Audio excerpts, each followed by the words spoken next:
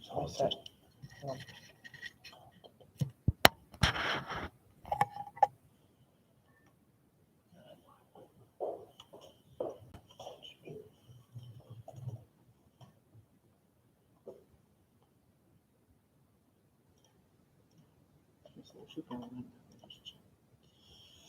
Hello, Year 11. Just bear with us a second. We're just getting the link sent out for our new live stream.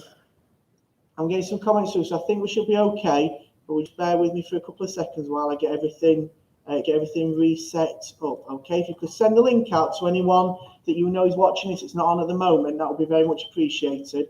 Like I've said, this connection did drop. I'm not sure why. It's not happened to us before, but we're online still. So we'll just wait a second till we get some more people come in, and then we'll make another start.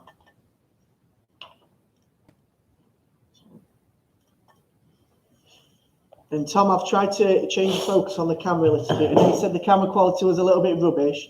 So I've tried to make some adjustments to the focus, so it should be a bit better for you.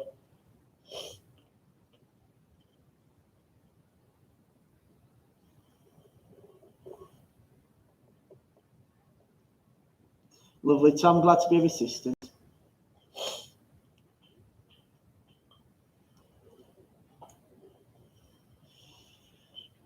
Right, okay, we're going to make a start again. We don't want to wait too long, so we don't want to waste too much more of your time, Year 11, okay? So we'll pick up from where we've left off, and like I said, if you have any questions, please pass them through onto the comments in our live chat, okay? Thank you.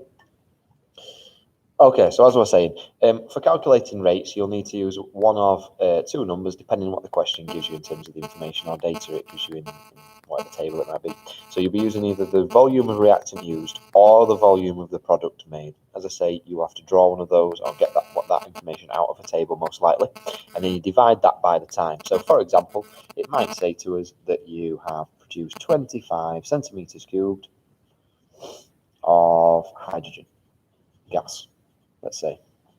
So that might be the question. And it might say that happened and that was produced in 5 seconds. So fairly quick reaction. So that happened in 5 seconds. Quite simply, you just do 25 divided by 5. And then that would just give us 5. But to work out our units, you put these two things together. So we've divided centimeters cubed by seconds. So therefore, our units would be centimeters cubed per second. And it's as simple as that. So it is how you'd calculate a rate of reaction.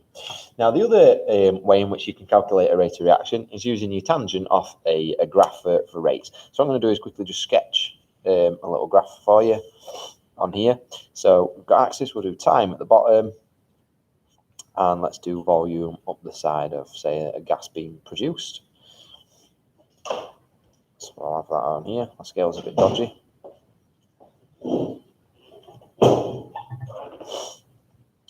Up the side. There we go. So here we've got a graph, and this will be given to you in the exam. It might even ask you to plot your own graph. So time we'll say is measured in seconds. Again, volume will be in centimeters cubed per centimeters cubed. Sorry. So let's say that you've got a nice simple rates curve that goes up like that, and the question might say we want to know what the rate was at 3 seconds. So what was the rate at 3 seconds? Because it was a very short reaction, only took 6 seconds. So let's see. So what you would do for a tangent, it's quite straightforward. Firstly, it's looking at 3 seconds. So this information would be given to you in the question. So you'd use your question to work out where to start with this. So you look up from 3 seconds. What I would then do is I would draw a cross or a little dash or a point or something to show that is where your tangent must cross the line. Now, with a ruler, what you would then do is you'd then draw a line. So I'm going to start at 1, go through there like that, up to, let's say, 5, roughly. Now, there's 2 ways you can do it. You can either read it off just using your tangent, or what might make it easier if you then turn it into a triangle and do the gradient of that triangle. So there we go. So what you can then do is work out what this is, which I've tried to make it is roughly, we'll call it 1 to 5. So therefore, we've gone from 1 second to 5 seconds. So that's 4, we'll call it. And then from here, we started at 30 and it's gone roughly up to about 60. So we'll say that's roughly 30 centimeters cubed. So what you do is you divide your y-axis by your x-axis. So in this example, we're going to do 30 divided by 45. Now, what's interesting is on the specimen papers, you don't actually, whatever your answer is, you don't actually get a mark for that. You get a mark for drawing your tangent correctly, a mark for deducing these numbers from your tangent correctly, and then dividing them in the right order, i.e. you divide y by x, and then for getting your units correctly. So if we've got centimetres cubed in seconds, we've divided y by x, so therefore again it must be centimetres cubed per second. So that is how you go about doing a tangent. It's quite straightforward. Make sure you use a ruler for that. Okay, next thing in Spec 6 is collision theory. So for collision theory, there are several things that you need to be aware of that can affect the rate of a reaction. So I'm just going to list these. So all these things that I write down now can affect the rate of a reaction. So you've got concentration, temperature,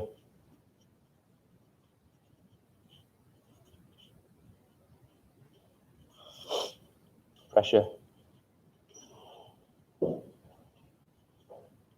and surface area. There is also catalysts. However, because we're going to do catalysts in a second, I figured we'd leave those off for the time being. So concentration, temperature, pressure, and surface area.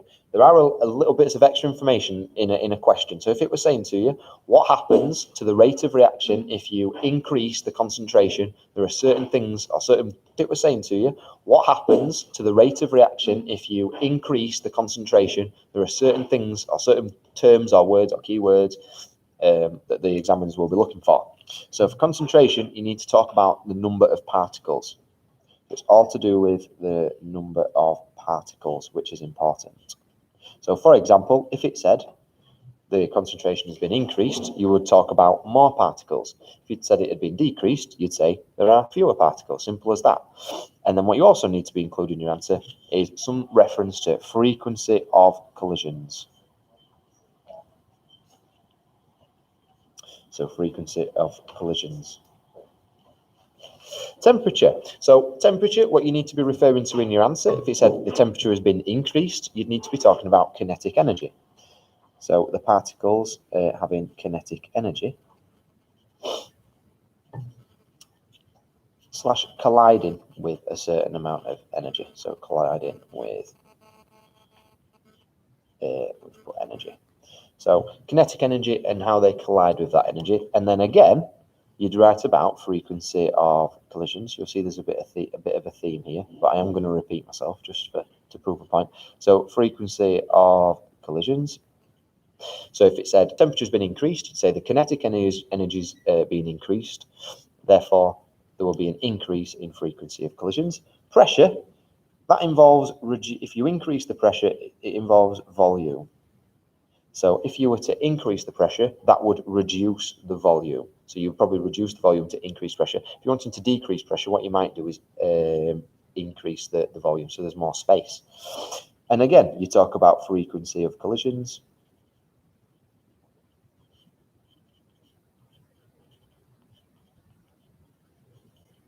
For surface area, this is all to do with breaking things into pieces. So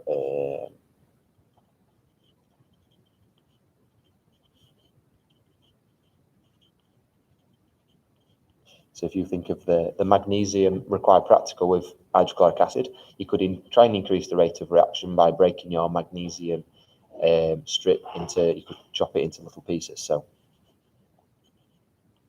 and again, what you then talk about is frequency of collisions. So frequency of collisions should be the term that you should include in your answer. Now, when you're talking about collision theory, the question will probably have this word in it, which you've seen. It's the rate. So if it says, how does temperature, let's say increase in temperature, affect the rate? This is where you talk about this stuff. So this is an equilibrium. If it mentions rate, it's talking about frequency of collisions. So therefore, you're talking collision theory related answers. So really important. When I go over equilibrium in a bit, I will stress that point as well. So it's going to be collision theory related. So it's really important because a lot of my students recently have been, when it's equilibrium, have been talking about this. And then when it's been a rates question, they've talked about equilibrium. So don't get the two confused. If the question says, how does something, one of these, affect the rate of reaction, that is where you mention this stuff. And it's also always worth remembering to refer in your answer back to the rate of reaction. Either increases or decreases. So for example, if you were to say the concentration is increased, how does it affect the rate of reaction? You would say it would increase the rate of reaction because there is more particles and therefore there is an increase in frequency of collisions. 3 marks, happy days. So what we're going to look at is activation energy and catalysts. So I'm going to mention catalysts to start with because it links in with the collision theory stuff we've just done. So you need to know 2 things for catalysts. Firstly, catalysts speed up reactions. It's the one that you get away with writing speeds up a reaction. So you can write speeds up reactions. So that is one thing that you can say. Another thing you could say to reword that is it increases the rate of reaction. So either will be correct. So you could mention, I'm just going to put ROR, so rate of reaction. And then the other thing you need to remember for catalysts, which I'm going to show you on a diagram below in a second, is that it decreases activation energy. So that's what this is essentially what the catalyst does. So decreases activation energy. And that now leads us into what actually is activation energy. So activation energy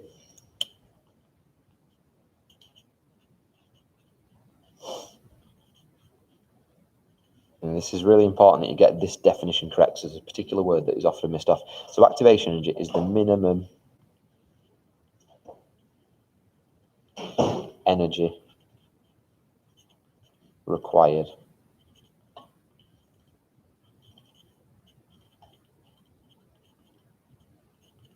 to start a reaction. So minimum is really important. A lot of students forget that. They say it's the energy needed to start a reaction, which is correct, but you do need to include the word minimum. On the mark scheme, it says that exact statement. If you miss out a word from there, then you are running the risk of losing a mark on that when it's dead easy. Last thing I'm going to show you is a little energy profile diagram to go along with this.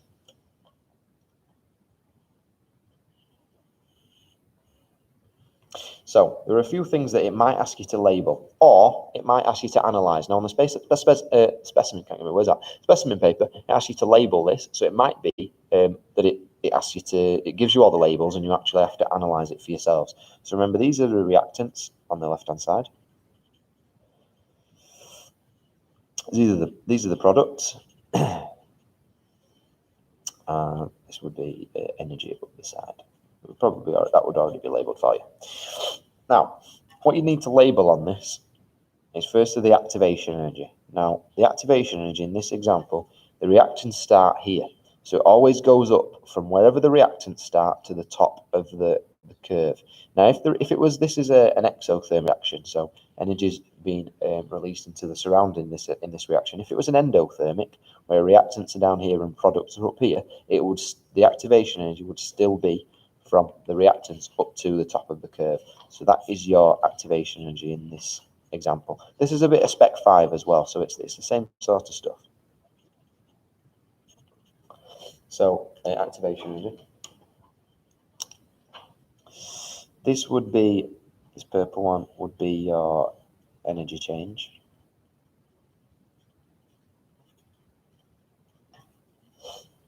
And the only other thing to worry about is what it would look like if there was, I'm going to do this in black actually, so it's easy, nice and clear, is what it would be like if there was a catalyst used. So, yeah, we'll do it in black. So this is the normal reaction profile. Now, if a catalyst was used, this would be the reaction profile. So exactly the same, however, the activation energy is being reduced. So, as you can see, that is smaller than that. So this would be with the catalyst. So a question might say, show you this diagram and say, how do you know a catalyst has been used? The activation energy has been reduced. So that's that. Now we're going to move on to reversible reactions and then into equilibrium. So and then we've kind of concluded spec 6. We'll go with purple, I think. So reversible reactions, this is dead easy. You essentially just need to know what the symbol looks like and what it means. So the symbol looks like that.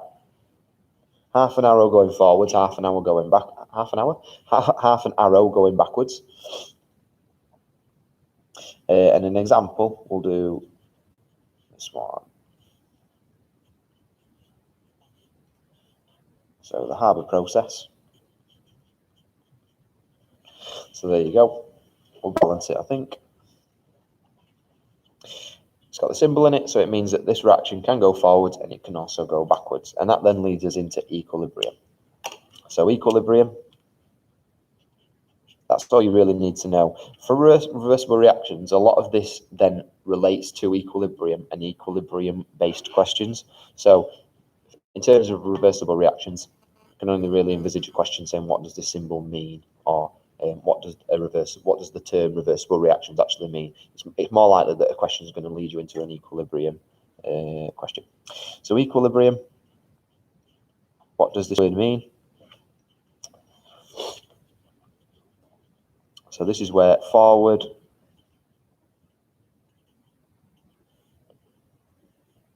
and backward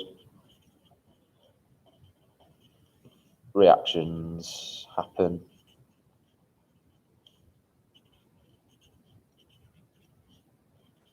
at the same rate. So I'm just going to write in the top corner, this is higher tier only. So if you are on foundation, you can kind of switch off, particularly for this equilibrium bit. You do need to be aware of the reversible symbol, and that just means it's reversible, so it can go forwards or backwards, and that is it. Everything else that I'm going to do now on spec 6 is higher tier only. So equilibrium forward and backward reactions happen at the same rate. Le Chatelier, this bloke, what did he say? Le Chatelier, attempt at a French accent.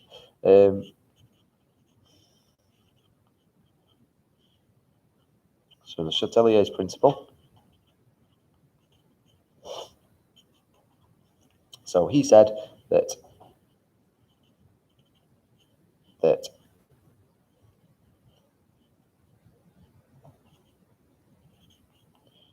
reaction will shift to oppose a change when at equilibrium. So that is it in a nutshell. So a reaction will shift to oppose a change when at equilibrium. So what that means is, if a reaction is currently at equilibrium and the temperature is increased, what it will do to balance itself back out, it will either start to go forwards more or backwards more. And that's what we're going to look at next, which leads us into effective change in temperature, concentration, and pressure on, I should say, on equilibrium there. So I'll just change that top bit, and then we've done spec 6, and then we can go on to spec 7. So what I'm going to do is I'm just going to put this into 3 columns because I think it's probably the easiest way of doing this. So we'll start with temperature.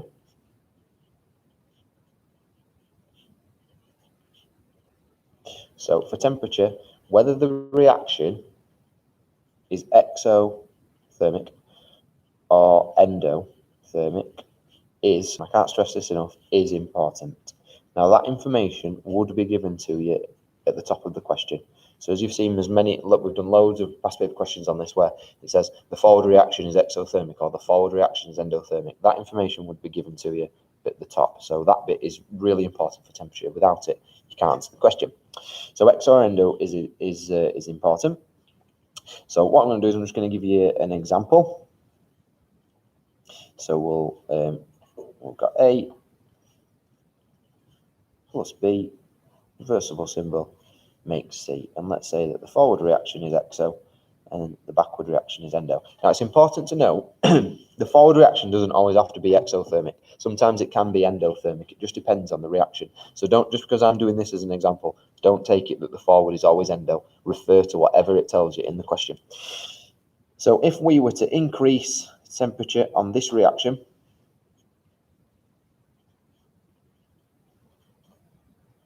so if we were to increase temperature on this reaction, we need to think which reaction absorbs energy, because if we're increasing temperature, ultimately we are providing energy. So which reaction absorbs energy? It's going to be endothermic. So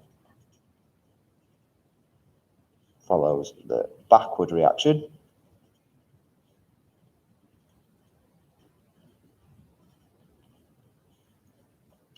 because it is endothermic.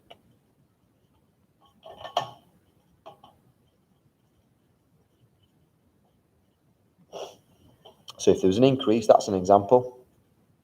If you increase temperature, it follow the backward reaction because it's endothermic, because that needs energy.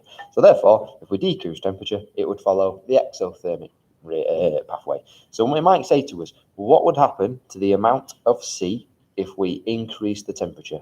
So you would need to think, right, which one is endothermic? Because that's going to benefit from an increase in temperature. The backward reaction, so it's going that way. So therefore, the yield or amount of C would decrease. So that is how you go about answering that sort of question. Pressure is the next one that we're going to look at. So this time, exo or endo is not important. So again, I've done this similar questions with some year 11 students recently, and I've shown them a pressure question, and they've said, okay, which one's exothermic? And it's nothing actually to do with that. You don't need to worry about which one is exo or endo, and it might not even tell you in the question. So don't be looking for that information. It's not important. What is important is the number of molecules. Is the important bit. So that's what is important. So again, we'll do a similar example.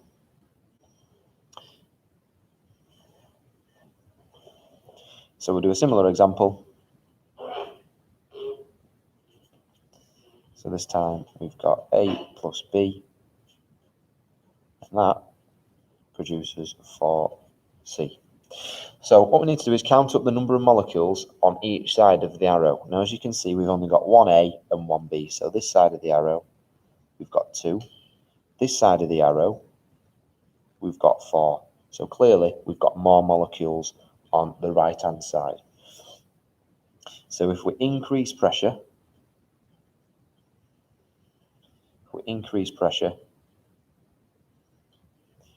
it shifts equilibrium, this is, to the side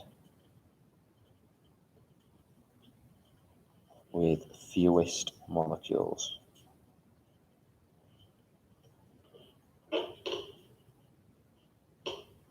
So if we're looking at this one, if this was the reaction, the question might say, what happens to the yield of C if we increase, or the amount of C produced, if we increase pressure? So what you would say is it shifts to the side of the fewest molecules, so therefore it would decrease. If it said decrease pressure, you would say it would increase because it shifts to the side with the most molecules. So again, remember on these examples, I've given you the increase. So decrease would be the opposite way around. I've not got space to write that, unfortunately. And then concentration, this one's easy. This one is dead simple. Put this down. So for concentration, again, exo and endo, not important.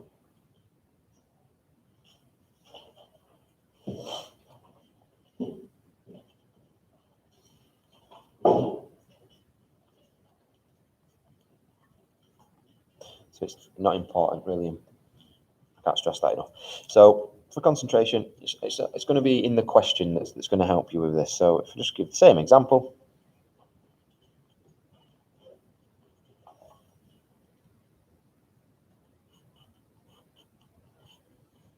There's an increase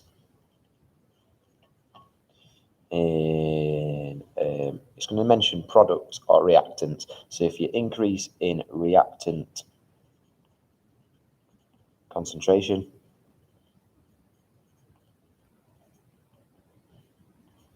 it'll shift to equilibrium, or shift to the right.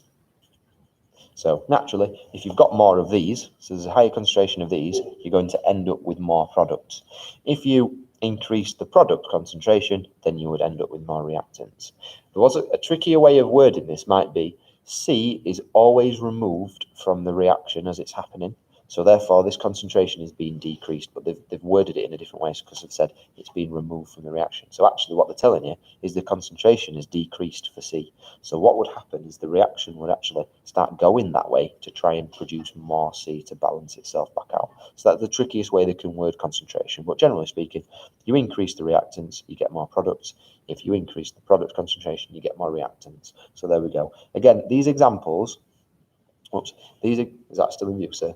These examples all mention increase. So if the question mentions decrease, it'll be the exact opposite of this. Now in this top corner, I'm just going to mention something. There are two words that you know you have to talk about equilibrium shifting. So if you see either the word yield, my classes, you will know that I've mentioned this to you. So amount or yield, it's an equilibrium question. So therefore, don't talk about rate. If it mentions there's an increase in temperature, what happens to the amount of ethanol produced, for example? Don't start talking, well, there's an increased temperature, so collisions, etc. It's not to do with that. It's an equilibrium question. So there we go. So that is spec 6 completed. What we're going to move on to is spec 7. So there's not really much for spec 7. So spec 7, probably only need 2 sheets for this. So very little information, and then we'll move on to spec 8. So hydrocarbons, dead easy. Compound that contains only hydrogen and carbon.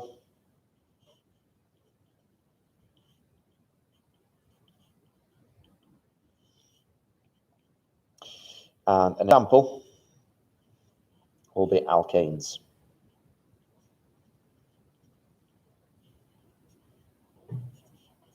So that is hydrocarbons. We'll come on to some properties of those in a second. Alkanes. So the general formula for alkanes is CnH2n plus 2. So an example of that might be ethane. So if you've got 2 carbons, multiply those by 2 to get 4 and add 2, and that tells you you therefore must have 6 hydrogens. So you've got general formula and an example. Now you do need to be aware for alkanes of the first 4. So you need to know methane, ethane, propane, and butane. And you need to be aware of what they look like and the formula. So you can tell the formula from there, CH4, base really. There's ethane, propane,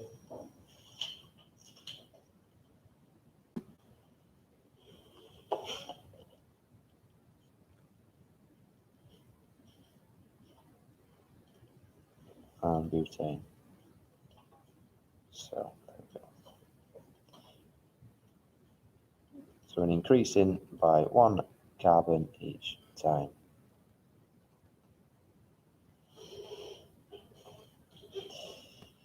Now, if you look at these diagrams, as you can see, all of the carbons, when they're bonded to another carbon, they only contain single bonds. So what you would say for alkanes is that they are saturated.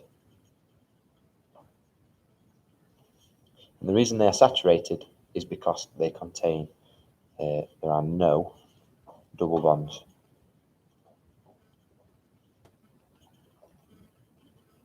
So, next lesson that you then had in this run was fractional distillation, which is looking at crude oil. So crude oil's the remains of plants and dead plants and animals that are formed over, and crude oil is formed over millions of years. So you do need to remember the millions of years aspects. I've seen that in a question before. So crude oil, to then make it useful for humans, what we can then do is perform this process called fractional distillation. So what do we actually do for it, and what happens when it goes on? So the first thing you need to do is take your crude oil and heat it up. So crude oil is heated, and then it goes into your fractionated column. So the first thing that happens is crude oil is heated. This means that most fractions evaporate. So crude oil is heated, and then most fractions evaporate. What then happens is then those that have evaporated start to rise up the column. So they rise up the fractionating column. What you then have at different stages, I'm just going to draw these on in black, is you have these little things that section it off. Looks just a bit like this. Going up the column. And what happens when the evaporated crude oil goes in and it's rising up the column, it hits this and starts to condense. So it's evaporated, and then fractions condense. And the reason that they condense is because they're now turning from gas into a liquid. Remember what condense means. And this happens at different points in here. So some of them, they all condense at different stages because they have differing boiling points.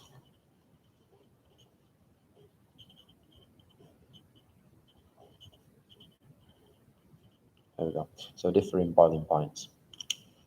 Now, what I'm going to write down on the side are the different fractions. So you've got gas at the top, then petrol,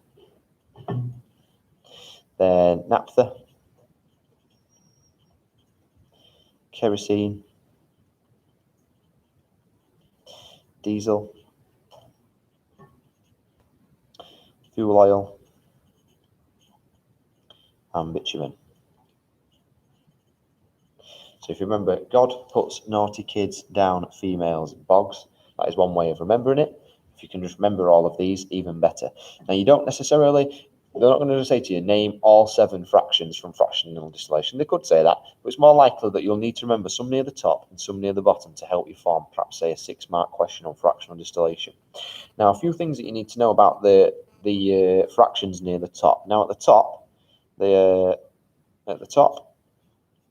the column, the short chains, just like these ones, so it might be like ethane and propane, very short chains, and they have got low boiling points.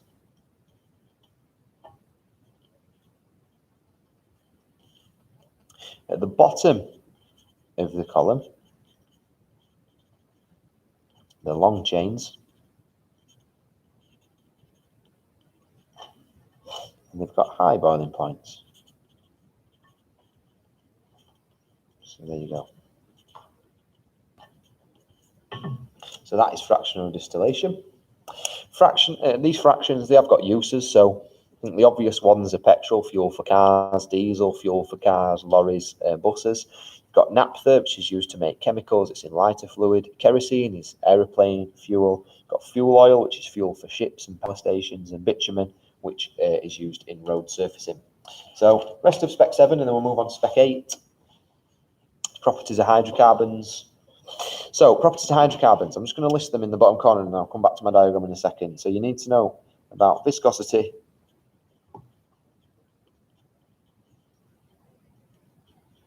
so viscosity, flammability,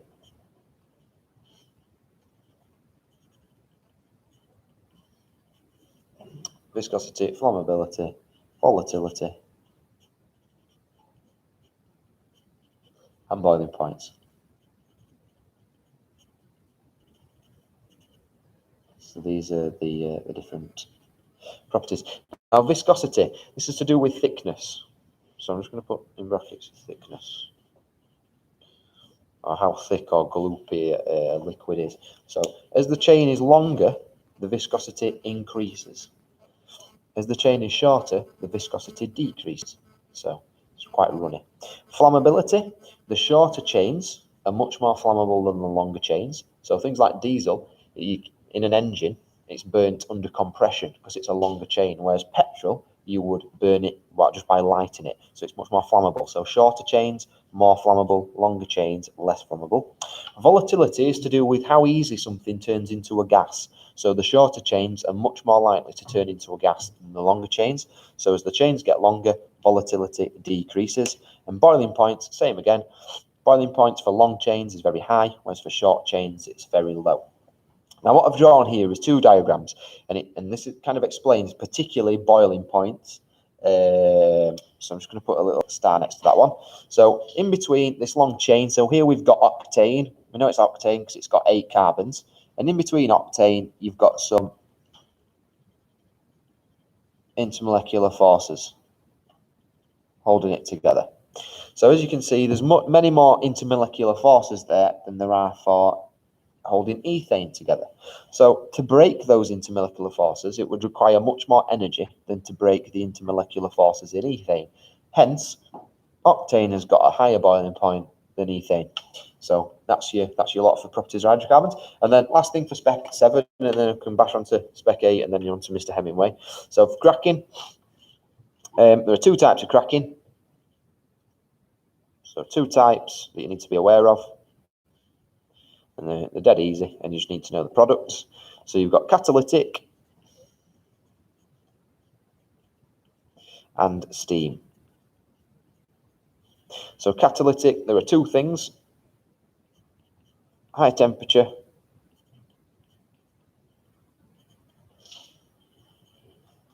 and the clue's in the name, uses a catalyst.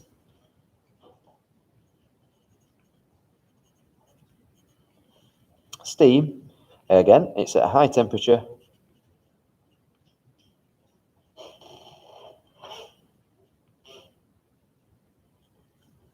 and it uses steam.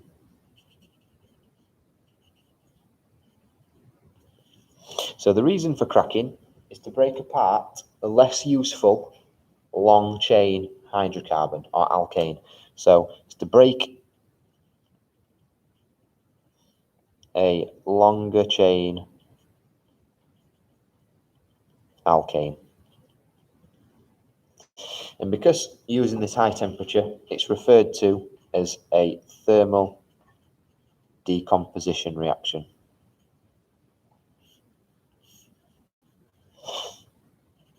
So it's a form of thermal decomposition. So thermal means heat, decomposing is when something breaks down. So thermal decomposition when something breaks down using heat. So when cracking takes place, what you produce, I'm just going to put this near the top, produces 2 things: shorter alkane and an alkene.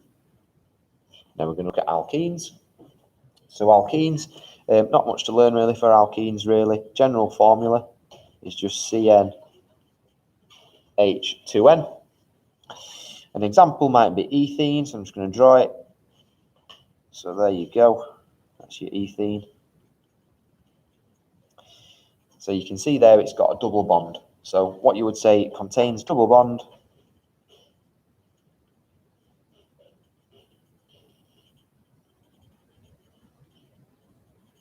and therefore it's unsaturated. It is unsaturated. So it's unsaturated because it forms a double bond with another carbon. And that's pretty much it for alkenes. Last thing that we need to do is next thing from me, sorry, is going to be spec 8, and then I'll hand you over to Mr. Hemingway. Move spec 7 out of the way. So spec 8 shouldn't take too long to do this one. So pure substances.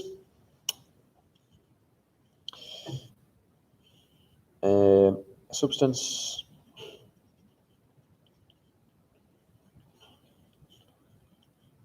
that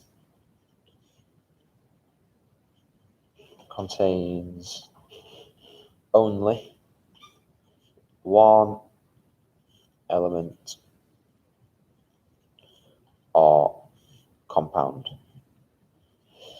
which throws a lot of people because they think, how can it be pure if it contains a compound? If there is only one compound, so if we have sodium chloride, NaCl, salt, if there were just salt, that would be pure as long as there were no other element or compound in there. So pure substances, if it's impure, so impurities, if it's impure, it changes its physical properties. Changes the properties, e.g. Boiling point. So this sort of question, it might ask you for a definition, or it might show you a table of information and then say, which one do you think is the impure? There might be a range of temperatures rather than one temperature. It's because there are impurities in it.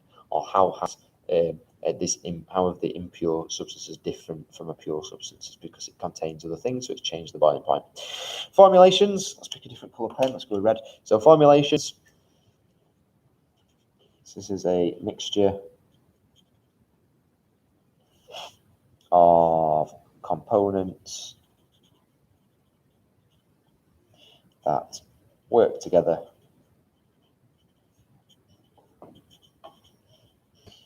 to fulfill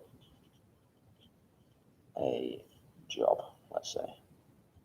So purpose or / job. So that is formulations. An example might be powdered milk for babies, contains lots of things. It's a mixture of lots of different things put together because the purpose is to try and feed babies. Another example might be washing up liquid. That's a mixture of different components for removing different types of grime off however dirty your place are, etc.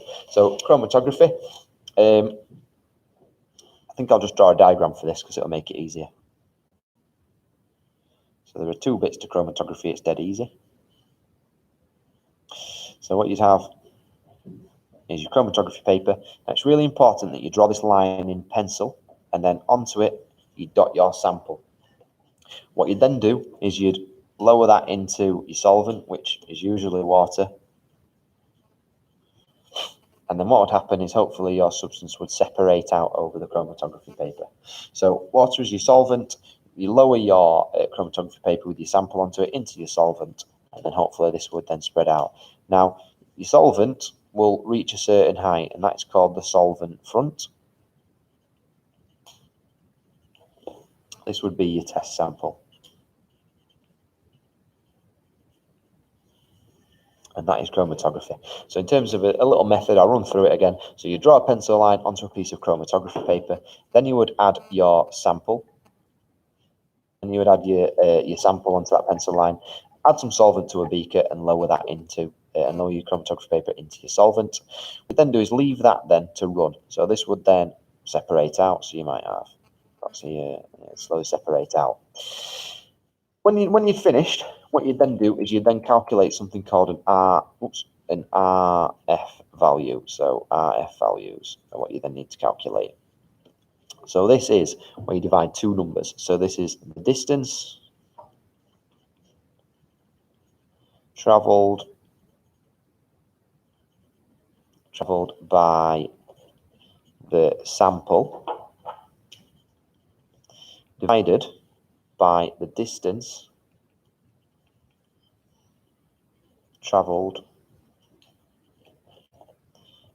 by the solvent.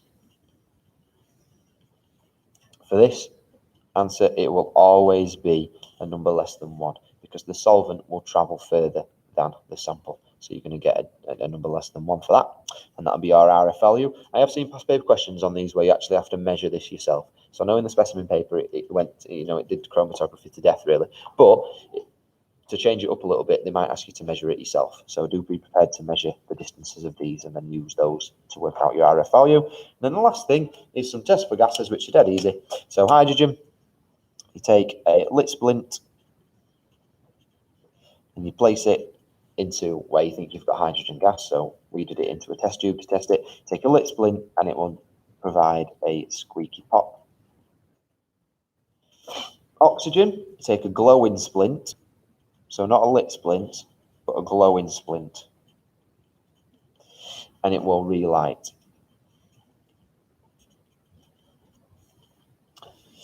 Carbon dioxide, use lime water. So year 11, you might remember blowing into a test tube full of weird looking water with a straw and it turning cloudy. So this turns cloudy / milky. Now on the specification it says milky, but on paper questions it usually says cloudy. So cloudy / milky is what I would go with for that in terms of an answer. And then chlorine uses damp litmus paper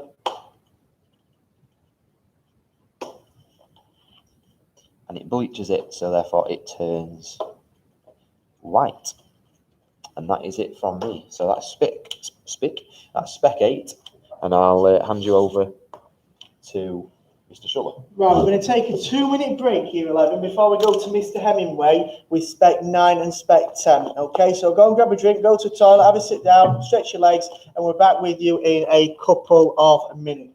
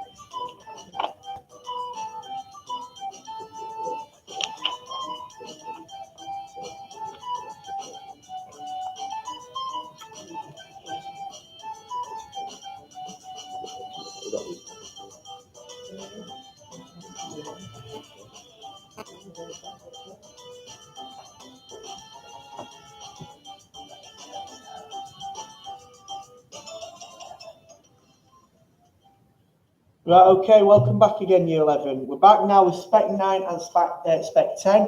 This is for Trilogy AQA science students and set 1 students, okay? The bit for separates only for set 1 will let you know when we switch from Trilogy to separates, okay? And we'll also let you know, like we've done previously, which bits are for higher and which bits are for foundation as well, okay? So I'll hand you over to Mr. Hemingway and we'll take you the last 2 step points. Okay, good evening, year 11. Okay, so we're going to look at spec 9, which is chemistry of the atmosphere. Okay, now we're going to start off with just talking about what the atmosphere is like today. Okay, so today's atmosphere is approximately 80% nitrogen. This is coming from the spec itself. And approximately, I'm saying approximately, obviously, because you'll realise in a minute that 20% oxygen. But there is also small percentages of carbon dioxide, water vapour, and noble gases. Okay, so helium, argon. All right, and that's why we've said approximately 80% and approximately 20%, because obviously if it was bang on 80 and 20%, that'd be 100, and obviously there wouldn't be any room for these percentages here. So it's approximately 80 and 20 from the spec. Now, Earth's early atmosphere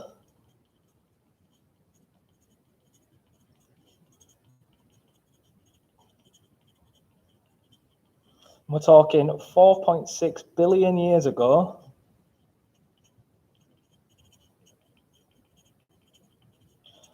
Looked a bit like the atmosphere that we see on Mars or Venus today, okay? It was mainly carbon dioxide, okay?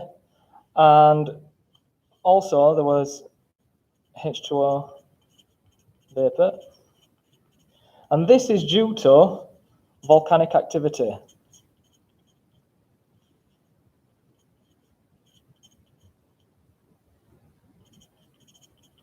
Okay.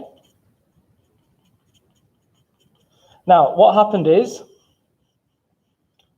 the H2O condensed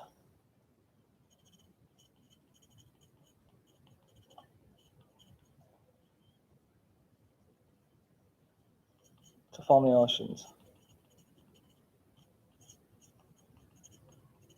Okay, and the CO2 started to dissolve in these oceans as well.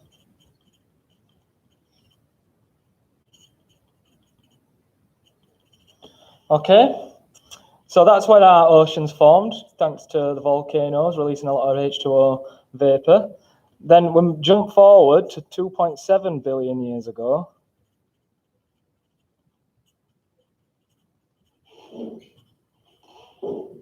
Okay, and this is where the algae evolved. Okay, and when they evolved, they started undergoing photosynthesis. Okay, so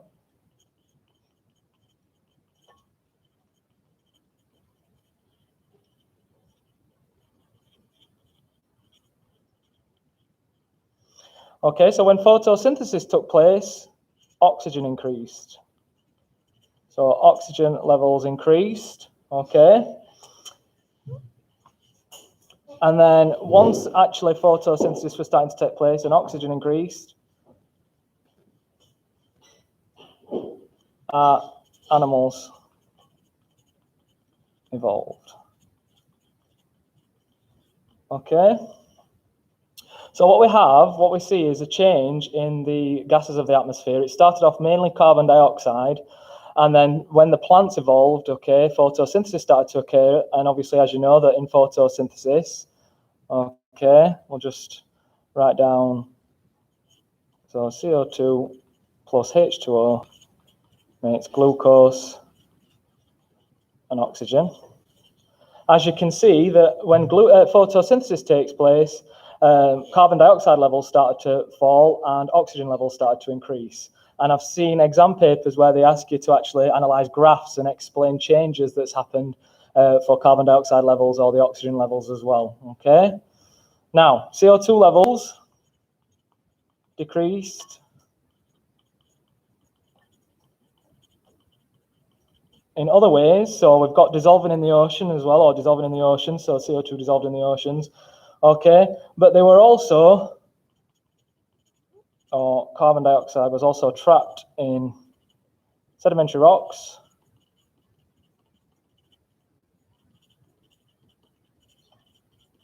and fossil fuels, so coal, etc.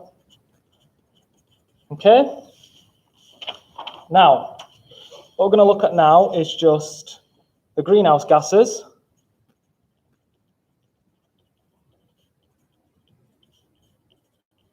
Now let's mix this up a bit because I'm using the same colour a bit too often. So let's change the colour, make it interesting. Okay, so some of the greenhouse gases, methane, okay, CO2, and also water vapour as well. Okay, now the greenhouse gases contribute to what's called the greenhouse effect. So very quickly, we'll draw the Earth. Not going to colour this in, I haven't got time, but there's America, South America, got England, Europe, Africa. Okay, you get the gist. Okay, and what happens is the sun, okay, emits heat radiation. Okay, and what you do need to know is that shorter wavelengths, so short wavelengths of radiation are absorbed by the Earth. Apologies if that brown isn't quite as clear on the actual screen. So shorter wavelengths are absorbed by the Earth. And then what happens is we've got the atmosphere surrounding the Earth. Now greenhouse gases are beneficial to the Earth because without them the Earth wouldn't have temperatures high enough to sustain life. So they are a good thing. However, it's when obviously the greenhouse gases levels rise a little bit too much because what happens is longer wavelengths are absorbed by the atmosphere. So longer wavelengths of the radiation are absorbed by the greenhouse gases.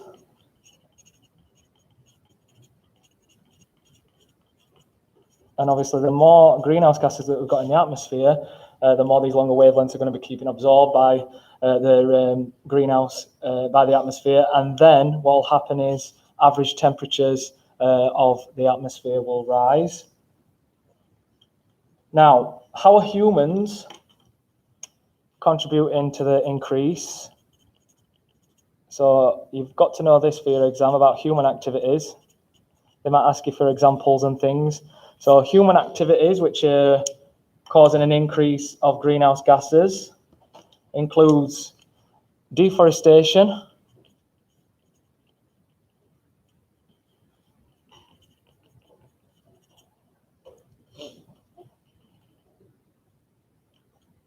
and we burn fossil fuels, don't we?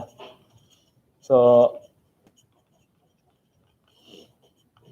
burning fossil fuels. So these are two ways in which our human activities are actually increasing greenhouse gases in the atmosphere. And this could lead to climate change.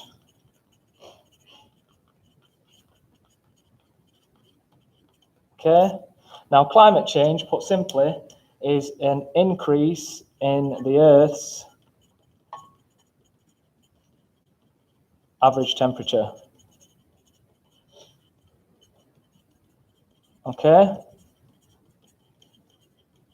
So because there's an increase in greenhouse gases due to our activities, we're cutting down trees, so therefore the trees are not taking in the carbon dioxide in photosynthesis. We're burning fossil fuels, so obviously these fossil fuels are going into the atmosphere, and we're obviously causing more of the longer wavelengths to be absorbed by the greenhouse gases, and the average temperature of the Earth is increasing. Now this could lead on to things like a rise in sea levels, okay, flooding, especially in areas which obviously have a lower, and also we've got droughts as well, and that could lead to famine and things like that if people can't grow crops because of obviously droughts. And then we've also got more extreme weather like hurricanes and things like that. Okay, so we've got more extreme weather.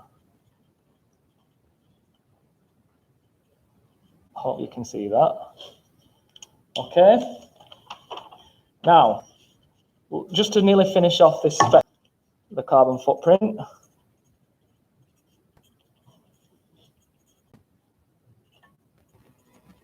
P in there.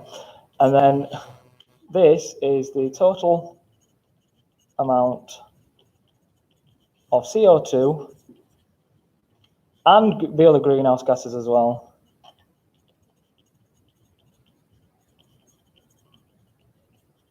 Okay, emitted can be by a person, by an organization, by a group of people, or also by or emitted over the full life cycle of products or even events and things like that. Now, we need to obviously look at reducing our carbon footprints. Okay, we all have one. So we need to reduce our emissions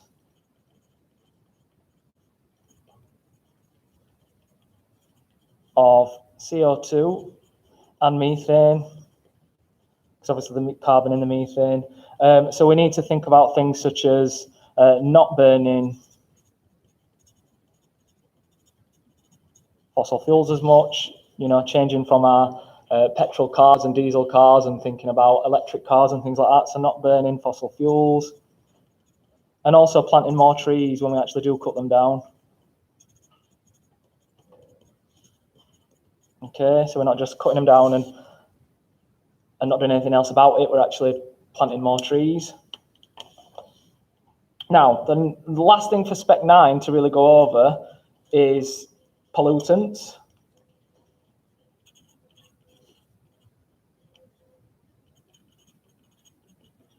Okay, now combustion is a reaction which obviously contributes to the source of pollutants being released into the atmosphere.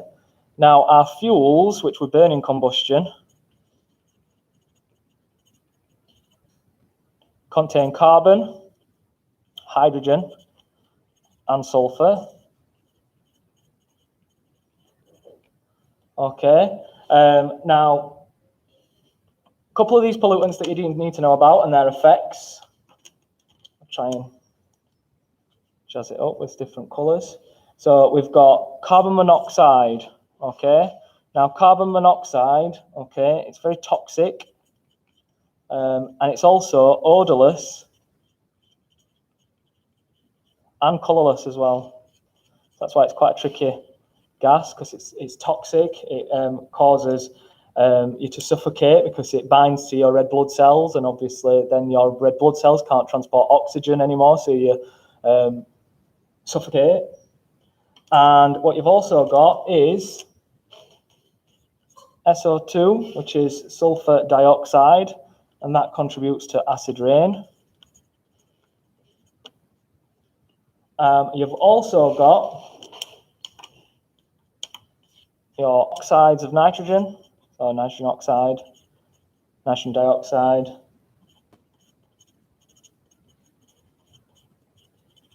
and that can cause respiratory problems.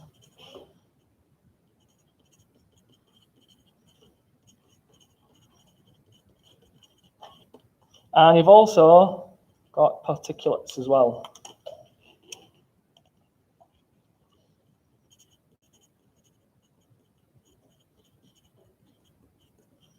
Now, particulates can cause something called global dimming. And that's where the particulates go into the atmosphere and cause the sun not to be able to get through the atmosphere as much, and it kind of makes the environment look a bit dim. And you've also got health problems as well.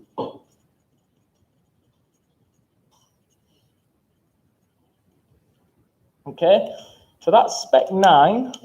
All right, now what we're going to talk about is Spec 10,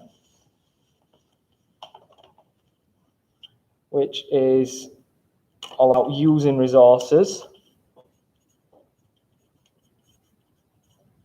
And this is the last spec in the combined course. Obviously, then we're going to look at the separates, and they've got extra things to know about. So using resources is Spec 10. Now, everything I've just talked about in Spec 9, that is for both higher and foundation students. So don't think that foundation students should get away with not knowing any of that. All of that was for both higher and foundation. Now, Spec 10, using resources, we use the Earth's resources for several different reasons. So for warmth, shelter, you know, we build our homes out of wood and things like that, and food, so we go out, grow our crops, okay, and also transport as well. So we could actually, you know, use the trees to build boats and canoes and things like that. The thing you do need to know the difference is, or the difference between, are finite resources and renewable resources. So finite resources. Now, finite resources, they will run out. Okay, so finite, they will run out. Okay, so things like coal, natural gas and things like that, oil. Now, renewable resources, obviously you can understand that renewable resources, they won't run out.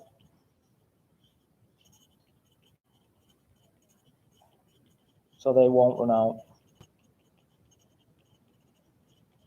Okay, so like solar power, wind power, we can use these as renewable resources. Now, another definition that you do need to know about for Spec 10, okay, is something called sustainable development.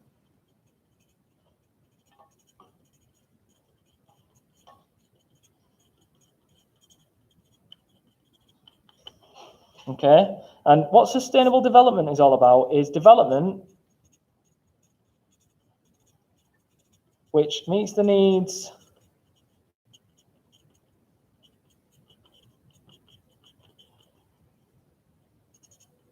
of current generation, sorry.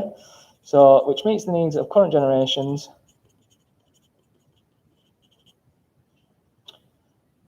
However,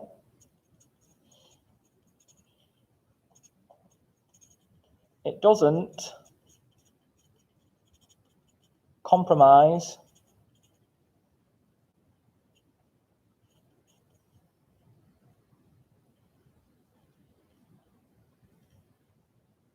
hang on, spelling mistake there, SP. So, however, it doesn't compromise the development of future generations.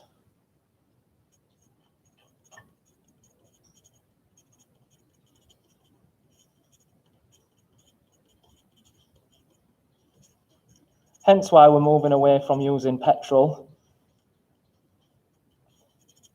and using more electric cars, because we're undergoing development, which meets our needs of cars and transport, but we're not compromising the development of the future generations because we're not using finite resources. We're using renewable resources, which won't run out. Obviously, if we were to continue using our petrol and our coal and things like that, then we would be compromising future generations because they're going to run out, and we can't just stand back and say, well, it's not for us to worry about, let them worry about it in 50, 100 years.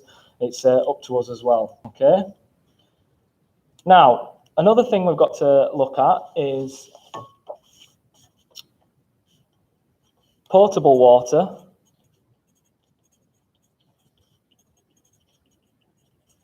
Now, potable water basically is just water that is safe to drink. That's what potable water is, okay? Now, we have the water cycle as well. Okay, I'm not going to go into too much detail about the water cycle, but obviously the water cycle plays a part into potable water because obviously we have our rivers and our oceans which undergo evaporation, and then the water condenses, forming clouds, and then it rains again, and obviously, allowing the rain to go back into the rivers and to the oceans again. Okay, so that's where the water cycle provides some of our potable water. Okay, now we also produce potable water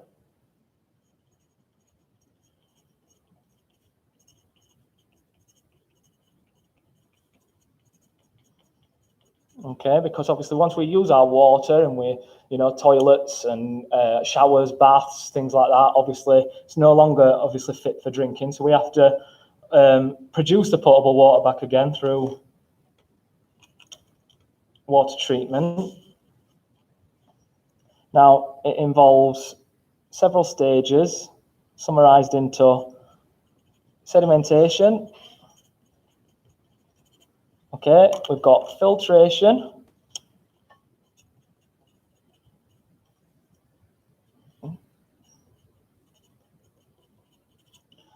And then we've also got sterilization as well.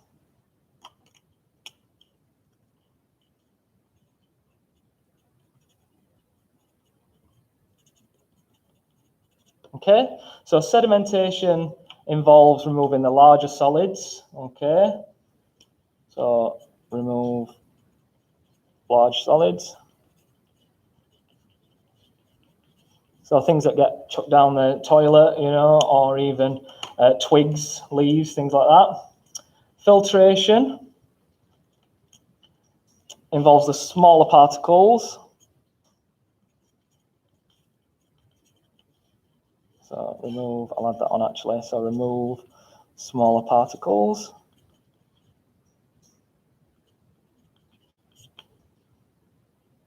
And then we've got sterilization, which is about the killing microbes part. So killing the harmful microbes, okay, and that can be done by using chlorine,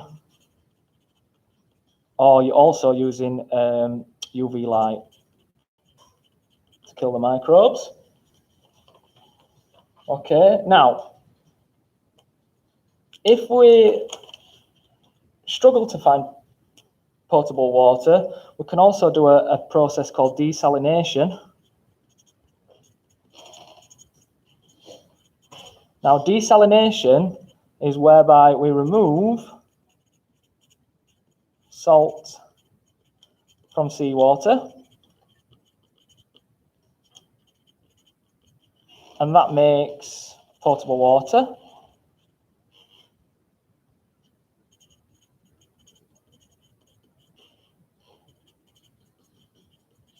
Okay. However, this one does require large amounts of energy, so that's a bit of a negative disadvantage. Hope you can see it's not.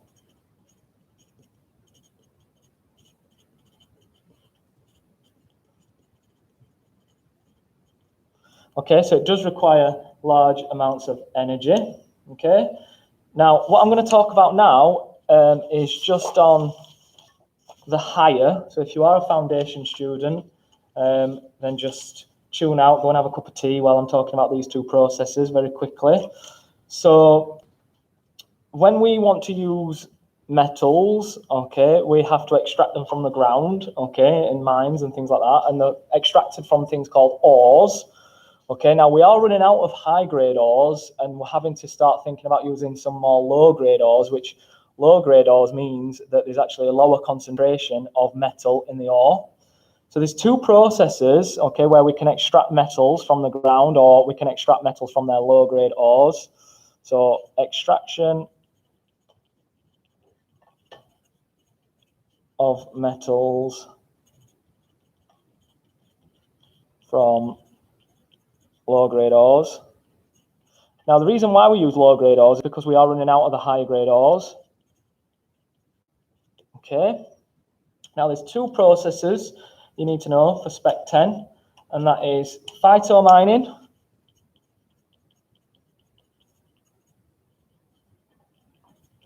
okay, and then we've also got bioleaching. Okay.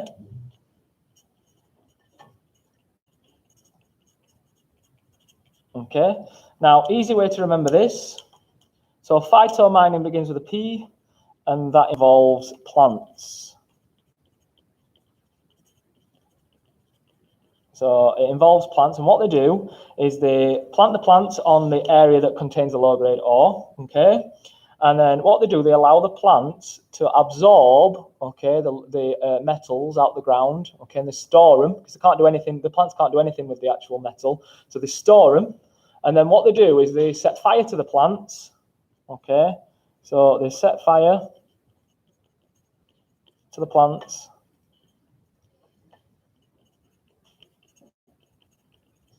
Okay, and then when they set fire to the plants, they produce ash, which is where the metals are actually extracted from. Okay, so they produce the ash, and then the ash is taken, and the metals are extracted from the ash. Okay, then bioleaching obviously begins with the letter B, so that uses bacteria. Okay, and what the bacteria do is they absorb the metals from the low-grade ores, and they produce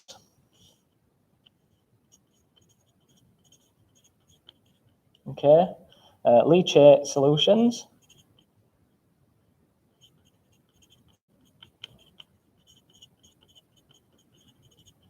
Okay, so the bacteria actually absorb the metal from the low-grade ore, and they produce a leachate solution, which is where the actual metals are extracted from.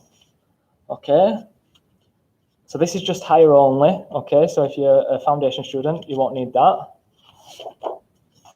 Now, just to finish off with Spec 10, you've also got what's called a life cycle assessment.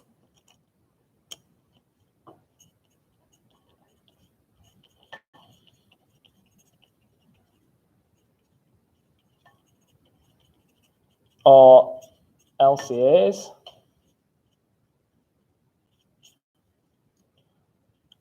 Okay, now they are used to evaluate and compare different products.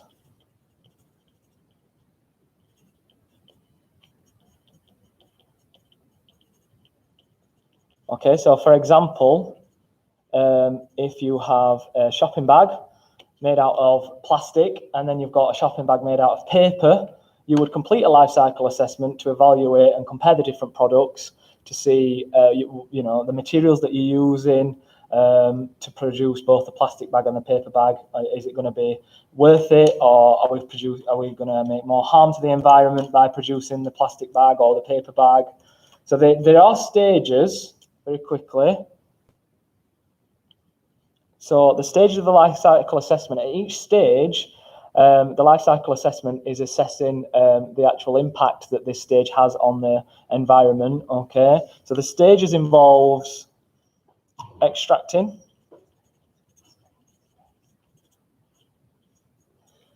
and processing of raw materials, okay? Then you've got obviously the manufacturing. So are we going to be affecting the environment by making and producing and manufacturing and packaging our plastic bags and paper bags? So the manufacturing stage.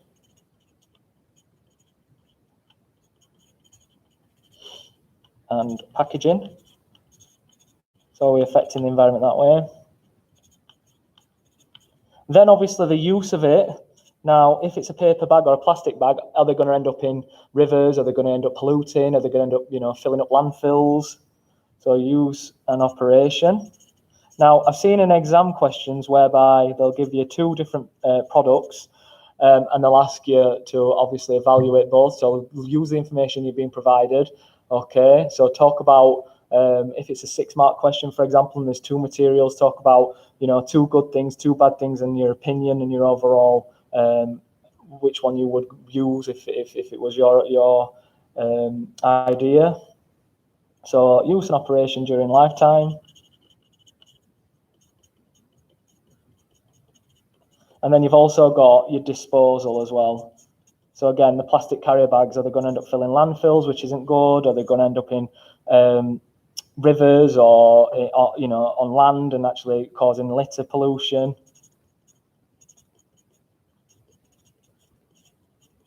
Of useful life. Okay, and then don't forget as well, you've got obviously the transport and distribution at each stage as well. Okay, so how we're going to get from the extracting of the raw materials to the manufacturing of the actual materials, to then the use of it, you know, into supermarkets, or then to the disposal into homes.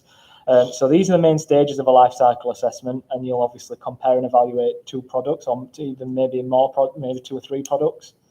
Finally, you've just got your recycling right at the end.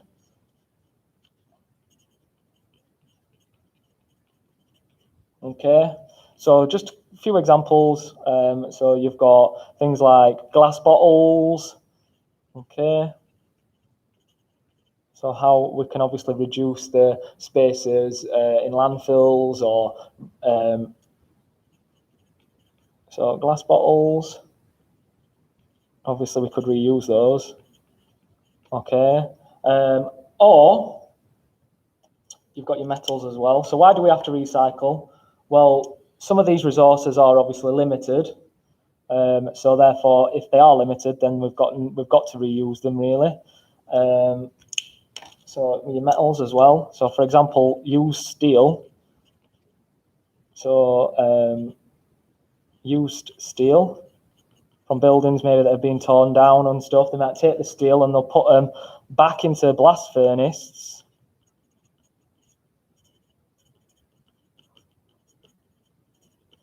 And that's where they're going to obviously extract the iron from again. So they'll, because steel is an alloy, we'll look at that in the separate topic.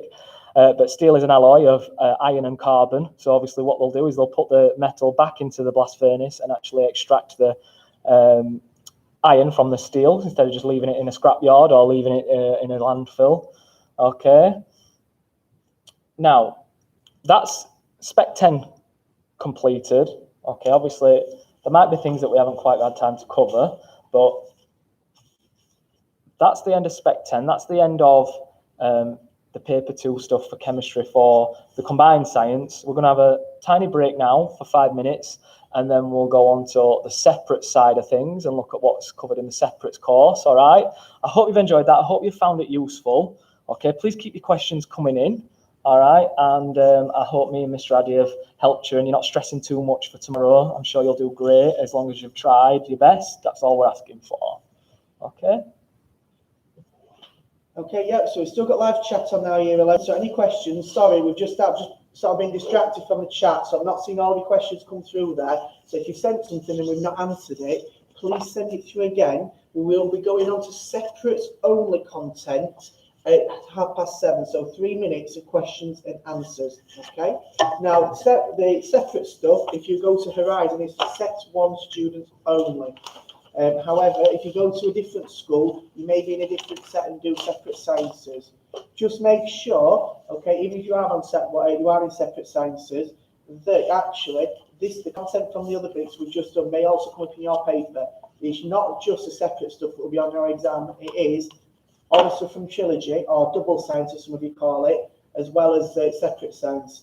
Is this triple? Yes. After half past, you may call it triple science or separate science.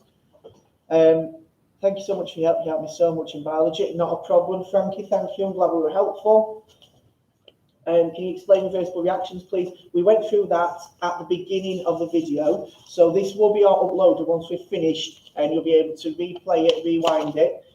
Is this going to be uploaded? Yes, it will be. We'll try and get it uploaded as soon as possible. And we will scan into our Twitter page the sheets from today's session as well.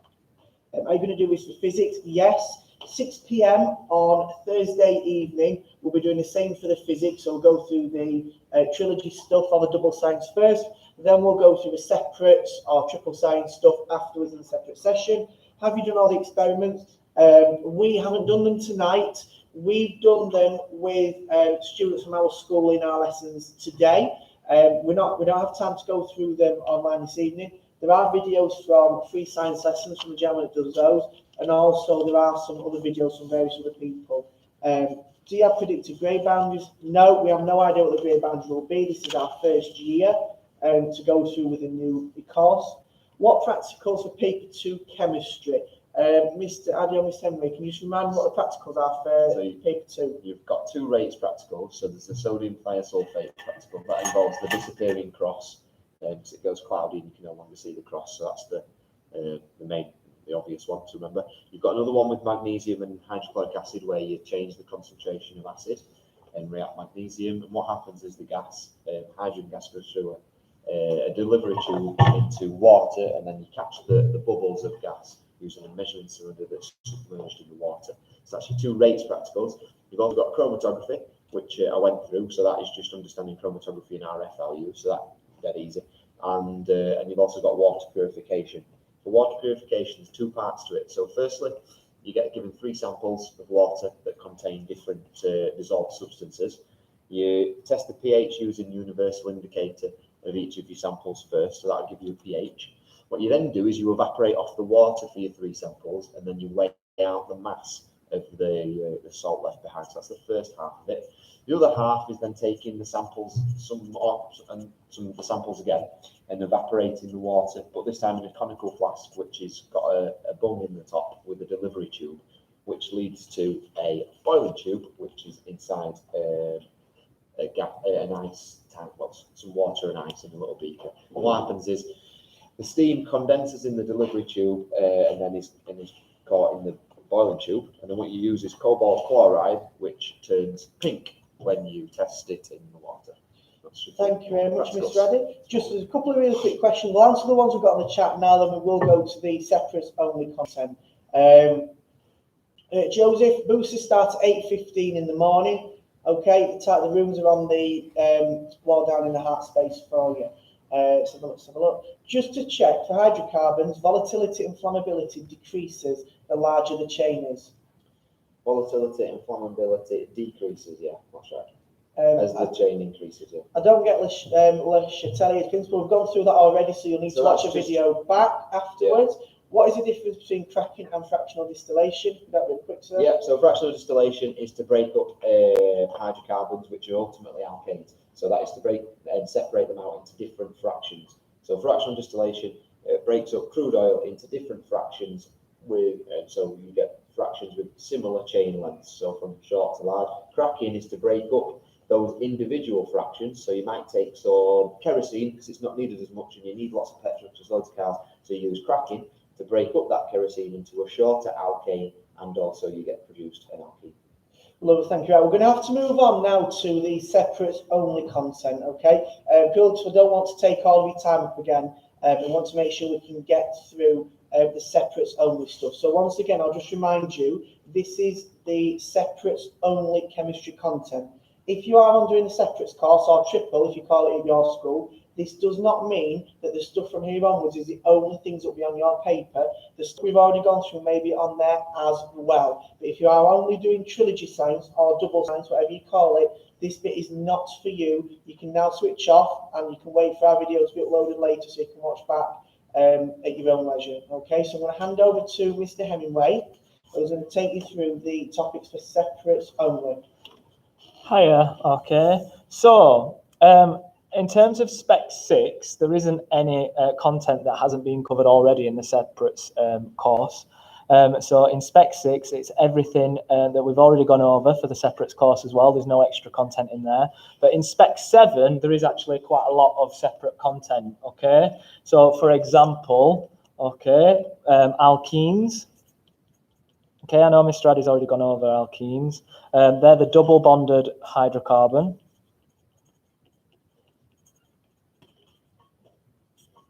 Okay, so they look a bit like this. Okay, now remember, okay, how you actually name alkenes as well. So there isn't such, if I was to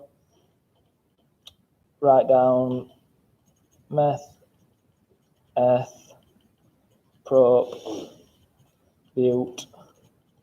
Okay, and we teach our students monkeys eat peeled bananas or monkeys eat peanut butter, so hope you remember the order there. And then you've got your pent, you've got hex, you've got het, oct, non, and dec. Okay, so if you were to name an alkane, that's a single bonded hydrocarbon. You'd obviously have methane, ethane, propane, butane, pentane, hexane, etc. But when it comes to alkenes, obviously there isn't such thing as methane because you can't have a carbon double bonded to itself. So alkenes, there's no such thing as methane. But there is ethene. You need to know these. There is obviously propene. Okay, and I hope you all know that obviously 1 carbon in meth, 2 eth, 3 prop, 4 bute, 5 pent, and then 6. And obviously you can use your shapes as well to help you remember those, all the way down to 10. Okay, so ethene, propene exists, okay? Now what you need to know is some of the reactions of alkenes, okay? So, alkenes, they react with oxygen in combustion. Actually, burning air with smoky flames.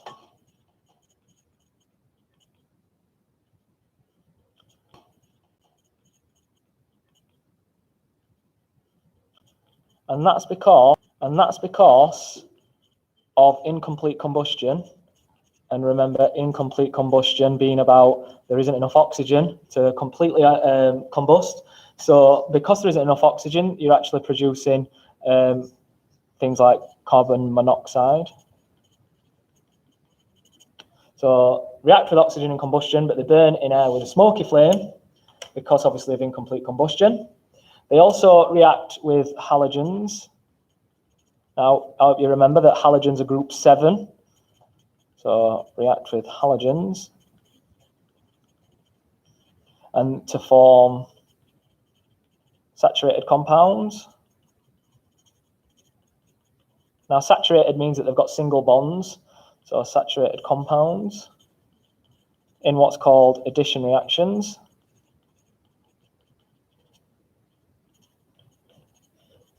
Now, for example, the bromine test, okay, so the bromine test is whereby bromine is added to something such as ethene, and the double bond is broken, okay.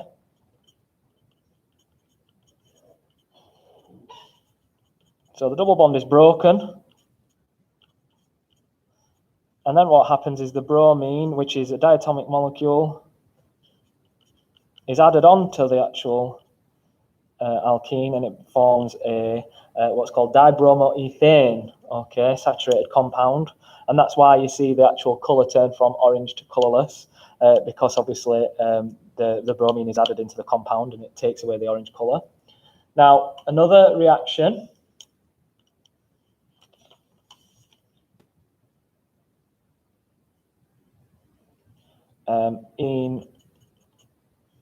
which is an example of an alkene, okay, reacts with steam.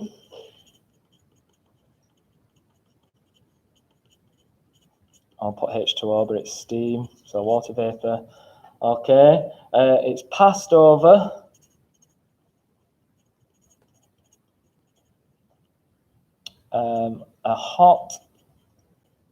it's passed over hot phosphoric acid. Okay, and it produces ethanol, which is an alcohol, and we'll talk about alcohols in a minute. So it produces alcohol, okay? It's very pure alcohol, this, but it is quite a low yield, so there isn't a lot of it, okay? But it is quite pure. So ethene reacts with steam, it's passed over hot phosphoric acid, and it produces ethanol, okay? And just one more as well, reaction. So ethene also reacts with hydrogen.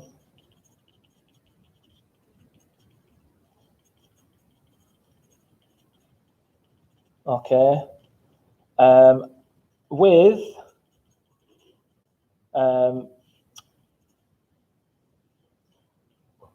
a heated catalyst.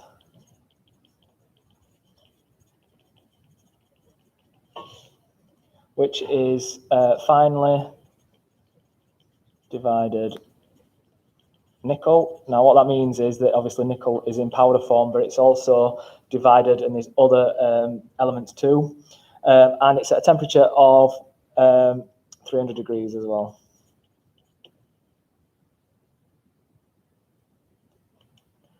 Okay.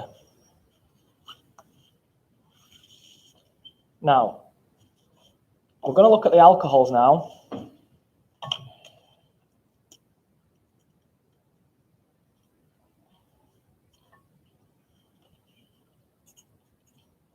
Now, alcohols, they contain the functional group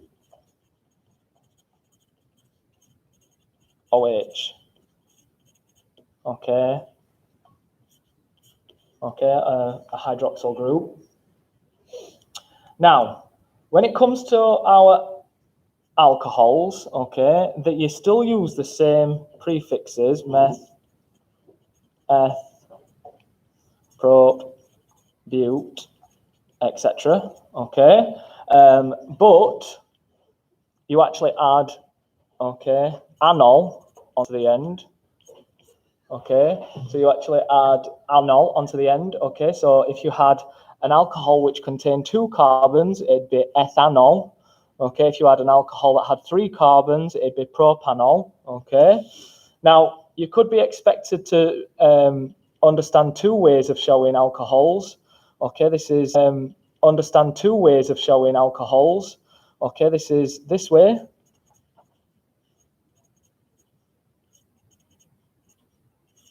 Okay, and that's known as the structural formula. Okay, now what you're seeing here, all right, is this is 1, 2, 3 carbons, so this is propanol. Okay, that's the structural formula. And what you could also be asked to recognize is the displayed as well. Okay, and that is where you actually draw out the bonds, etc. So you can see how I've drawn out the actual bonds itself here. Okay, whereas here I've just obviously simplified it, but this is the display, so you'd be expected to learn both. Now, some uses of alcohols, okay. So you've got methanol. Now, methanol is used as a fuel. Okay, you've also got ethanol, which is 2-carboned alcohol, so ethanol.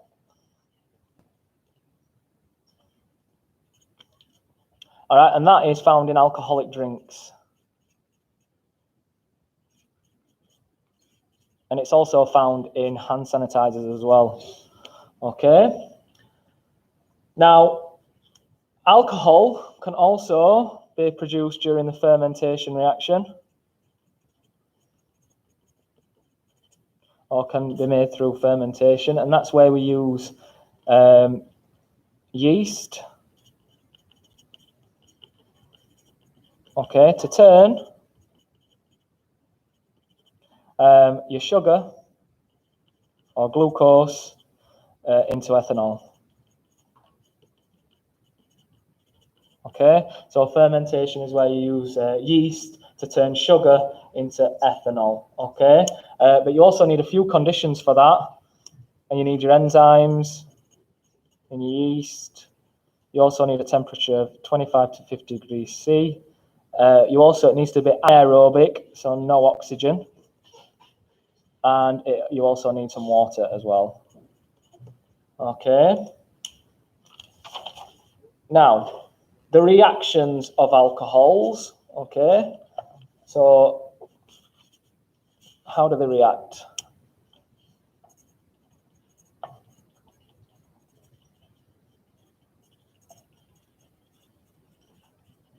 Okay.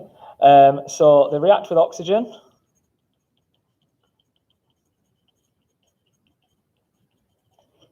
To form CO2, carbon dioxide, and water. Okay, change the color. I feel like I'm writing in the same color all the time. So they also react with sodium to form a salt and hydrogen. Okay, and hydrogen. Okay, now the way that we actually draw this is in a word equation. If you've got ethanol, for example, again alcohol, anol, and you react it with sodium. Okay, the name of the salt, okay, you take the first name of the salt comes from the actual sodium, so it's sodium. And the second name, you take this bit here, so ethanol, the eth bit, okay, and it's ethoxide. So if you were to use propanol and sodium, it'd be sodium propox. They also react, so alcohols also react with oxidizing agents.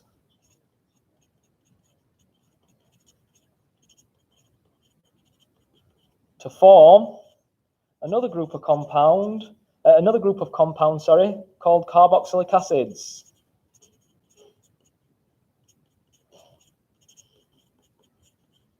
Okay, so they produce carboxylic acids. Okay, now we will look at carboxylic acids now as well. So carboxylic acids.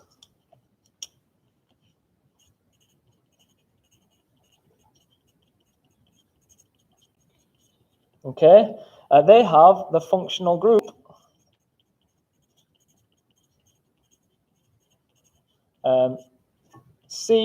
COOH, carbon, oxygen, oxygen, hydrogen.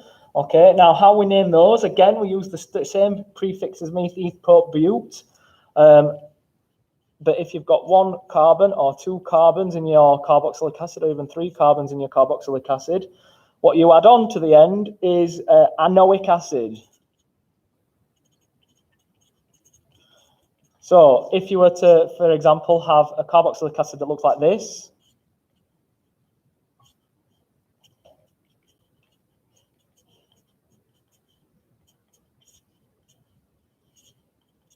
okay, this is a carboxylic acid. Okay, we count the number of carbons. So there's 2 carbons. So that would be ethanoic acid. Now, For carboxylic acids, they have the general formula CnH2n plus 1 and then COOH. Okay, so this is how we get the general formula of this ethanoic acid, so this compound. So Cn, okay, so this bit here, this is the functional group, okay, so that's already accounted for here. Okay, so in order to work out this part of the actual formula, there is one carbon, okay, just this one. I know there's 2 carbons overall in the actual ethanoic acid, but it's this carbon, so there's 1 carbon, and then you times 1 times 2, obviously is 2, plus 1, 3. So it'd be CH3COOH. Okay, so there's where the 2 carbons are in ethanoic acid, but there's where your 3 hydrogens are here, and there's where's your functional group as well. Now, I've just remembered as well about alcohols. Now, alcohols, they have the general formula CnH2n plus 1OH. So very similar. You can see how the carboxylic acid has the COOH functional group, the alcohols have the OH functional group. So it worked out very, very similar, but don't forget that alcohols have the OH group and the carboxylic acids have the carboxyl group. Okay, now, carboxylic acids, okay, okay, now, carboxylic acids, okay, they react a bit like the metals actually, a bit like acids, because they are examples of weak acids. Carboxylic acids, I'll add that onto there actually here because there's some space here. So carboxylic acids, okay, they dissolve in water, okay, to form acidic solutions. The weak, actually, acids, okay, and weak acids being that they only have low concentration of H plus ions, okay, but they do act a little bit like acids when they react. So, when they react, okay, so they react with metals, just like acids react with metals. So they react with metals, just like acids react with metals, to form, okay, a salt and hydrogen.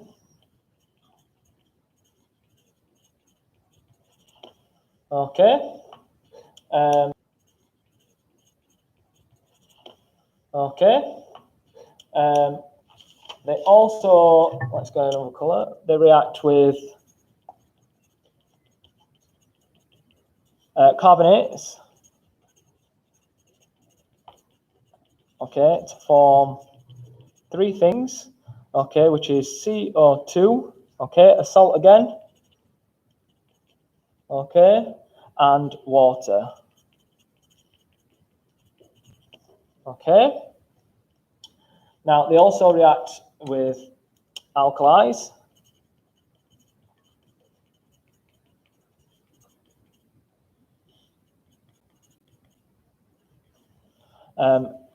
in neutralization reactions.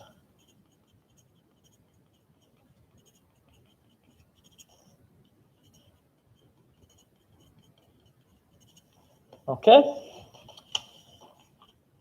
Now,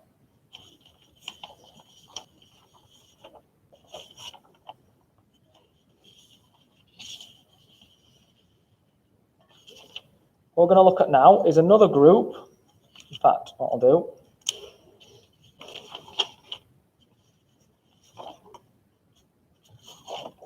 we're going to look at another group called the amino acids.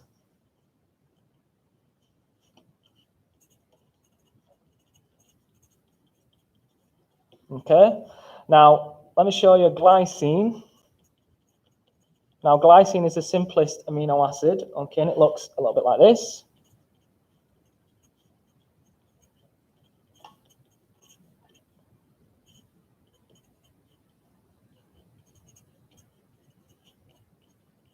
Okay, and what it's got is two functional groups here. So it's got this functional group, which is an amine group,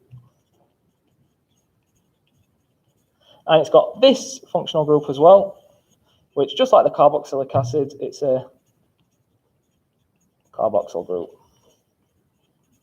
Okay, now amino acids, they are the building blocks, okay, of polypeptides, which make up your proteins. Okay, so they're the building blocks of life, amino acids. Okay, now another part of Spec 7, which is also involved, is DNA. So hopefully your knowledge from biology will help. Okay, because very quickly, so we've got amino acids, which is another group. Then you've obviously got carboxylic acids in your alcohols, but you've also got DNA as well. Just something else you need to know in Spec 7, organic chemistry. So DNA, just basically a large molecule essential for life.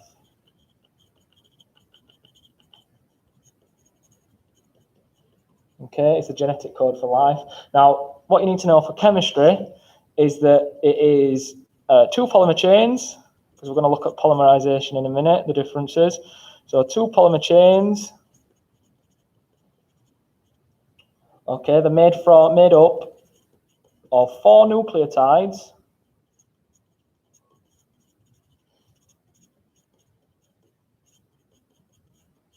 Okay, and it's in the, you don't need to know the names of the nucleotides, but in the form of a double helix.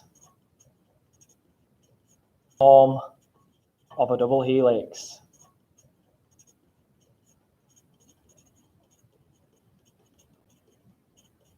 Okay, so your monomers are your nucleotides and your polymer chain, and it's in the form of a double helix. Okay, now what we're going to look at now is sort of a double helix. Okay, now what we're going to look at now is some, just to finish off Spec 7, is some polymerization reactions. We're going to look at amino acids and what they do in polymerization reactions as well. Okay, now you've got 2 types of polymerization. Okay, we'll start with addition polymerization. So addition polymerization. Okay, now in addition polymerization, okay, for example, alkenes polymerization. Okay, for example, alkenes, again double bonded, used, okay, to make your polymer. So for example, your alkene ethene is your monomer. Okay, and what happens is, okay, your ethene, the bond is broken. Okay, and what happens under high temperature and pressure? The bond is broken, and you form your polymer. And it's very important that you understand how to draw it. Okay, because it looks like this, and you're expected to know how to draw that. Okay, so what I've done is, obviously I haven't got a double bond, you get a mark for that. You've obviously only know how to draw that. Okay, so what I've done is, obviously I haven't got a double bond, you get a mark for that. You've obviously only done a single bond in the middle. You've got your branching, okay, which shows that this is the repeated unit, the monomer, which is repeated, okay. And you show your chain coming over your brackets, just to show that this is just the repeating unit, and it carries on for lots and lots of monomers.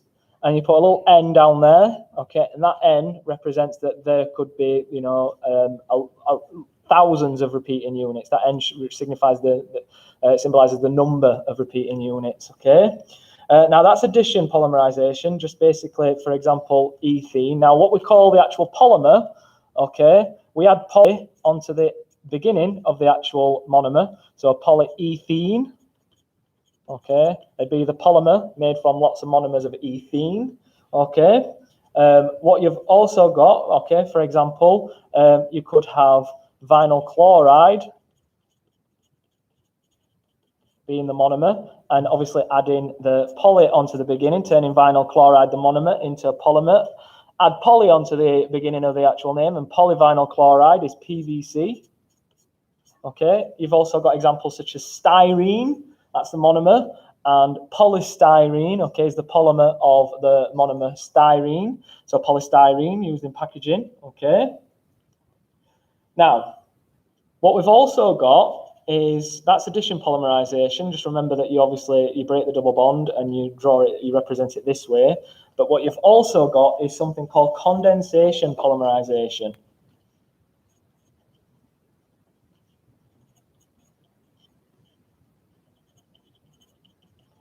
Okay, now condensation polymerization.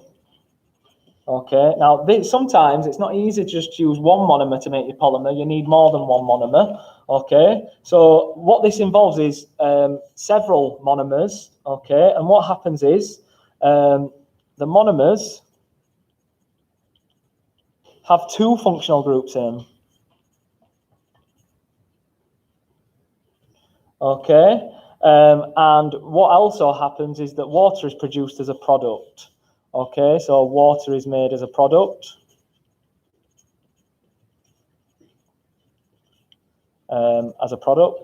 Hence where the name condensation polymerization is, as in condensation on a window. So water is produced as a product. So there's monomers of two groups. So for example, condensation polymerization on a window. So water is produced as a product. So there's monomers of two groups. So for example, okay, you've got an alcohol, and I'm just showing that square just as it could be anything in there. Okay, but they've got two functional groups, look, and could be anything in there. Okay, but they've got two functional groups, look, okay, so I've just drawn the square there, just so it saves me drawing it all out. So this is ethanediol,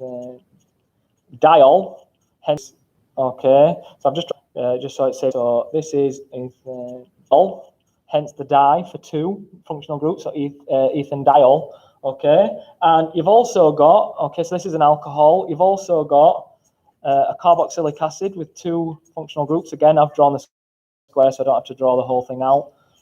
Okay, now this is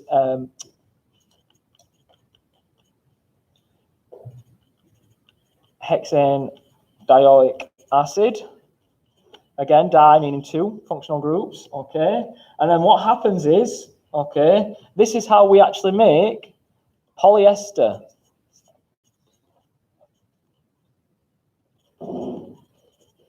Okay, so polyester, obviously you've heard of that polymer, polyester. Okay, and that would have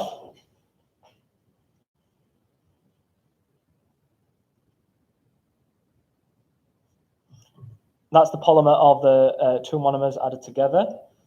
Okay, and polyester, okay, is made from, so it's the simplest polymer.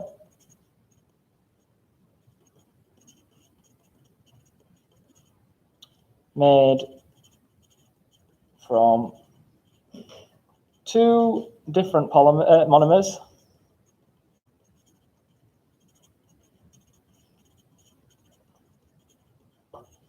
undergo a condensation reaction.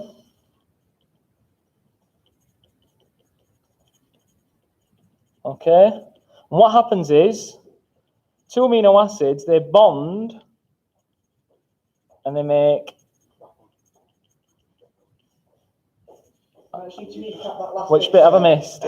Just that last bit before on your previous sheet, purely because our as video froze, and it jumps straight up to the current bit. So I actually need to recap that last bit. So I'll just go over this one more time if you've missed some of this. So the condensation polymerization reaction is where you have monomers with two functional groups. Okay, so for example, ethanediol, okay, and di meaning two of the actual alcohols. So for example, this one is an alcohol, okay, with two functional groups, ethanediol, and this is hexane dioic acid, Okay, so again, it's got two functional groups, COOH, okay, and COOH, okay. I've drawn it this way because this is the oxygen that's bonded to the actual compound, and this is the carbon that's bonded to the compound, not the hydrogens are bonded, okay. They're bonded to, obviously, the oxygens. So what happens is these two, the alcohol and the carboxylic acid, okay, undergo condensation, polymerization. I'm sorry, I'm talking too quick. They undergo condensation, polymerization, and they make polyester.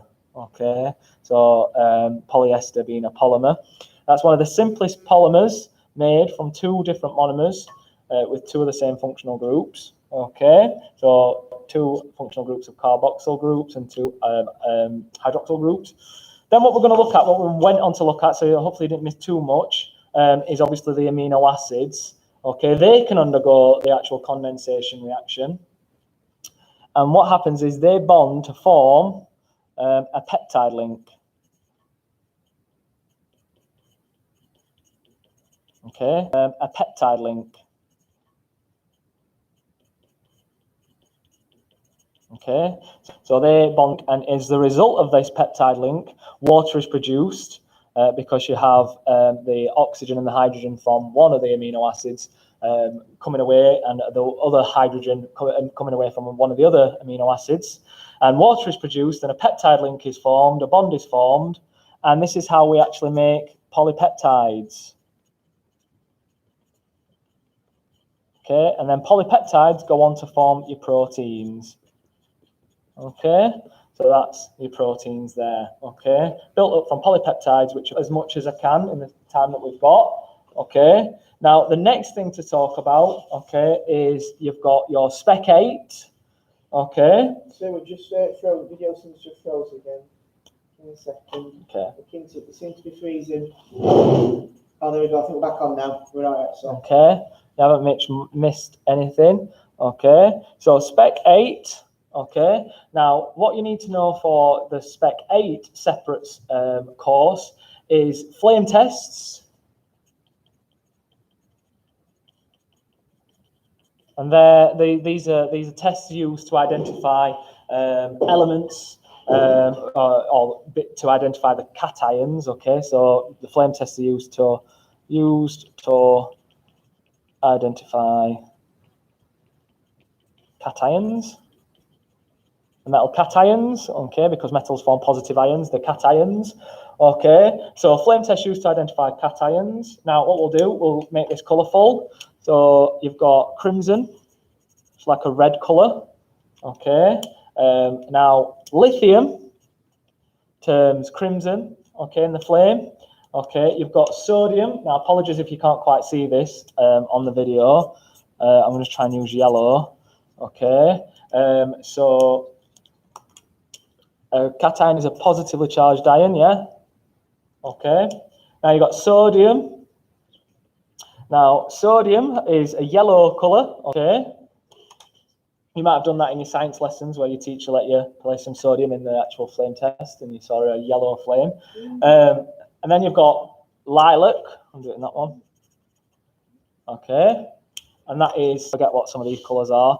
So you've got crimson, you've got yellow, and then you've got lilac, and that's for potassium. And then what you've also got is calcium, which is orange. Okay, so you've got calcium, which is orange.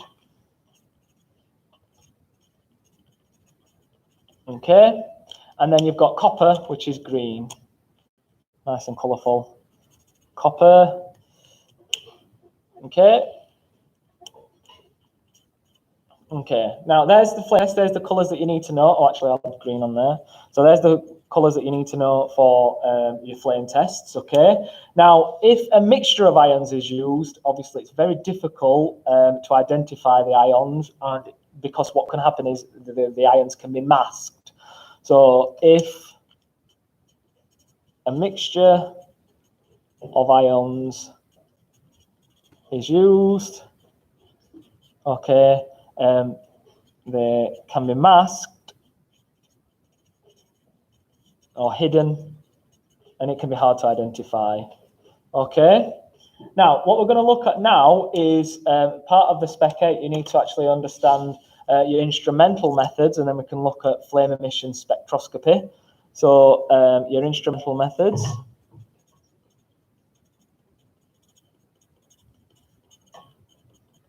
Basically, instrumental methods, okay, can be used in analytical chemistry, and as analytical chemists, they use them.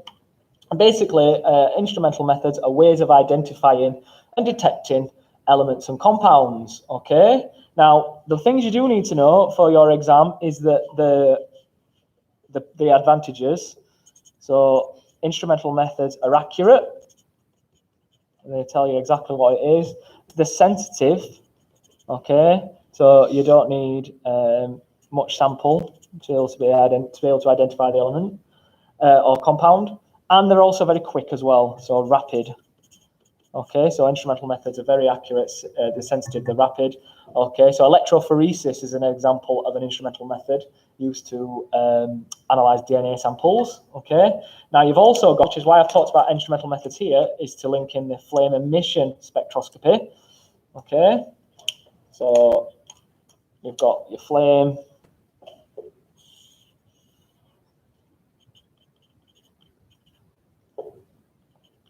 emission spectroscopy. Okay, now what happens is we have, it's an example of an instrumental method, okay, and it's used to identify metal ions in solutions. Okay, and what happens is the sample is placed into the flame. Okay, this is very summarized, shorthand, so apologies. So what happens is the light is given out. Okay, and then that light is sent to something called a spectroscope, or let's write that in.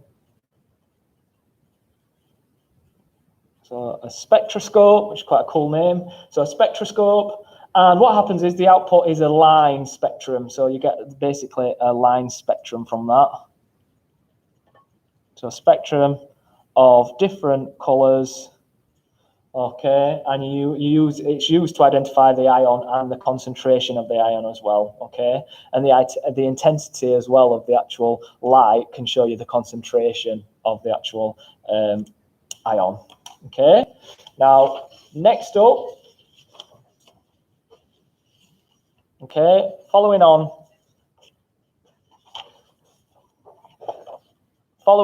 from our flame tests. Okay. Now, you've also got your metal hydroxides.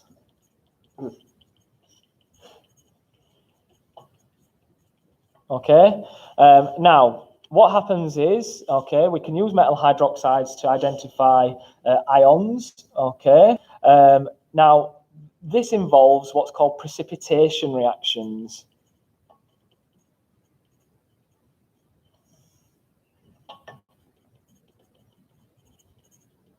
Okay.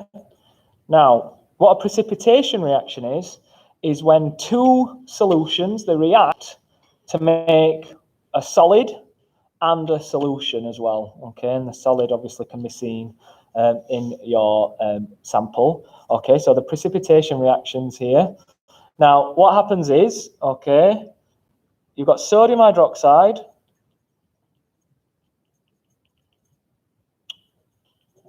Sorry, it's getting late.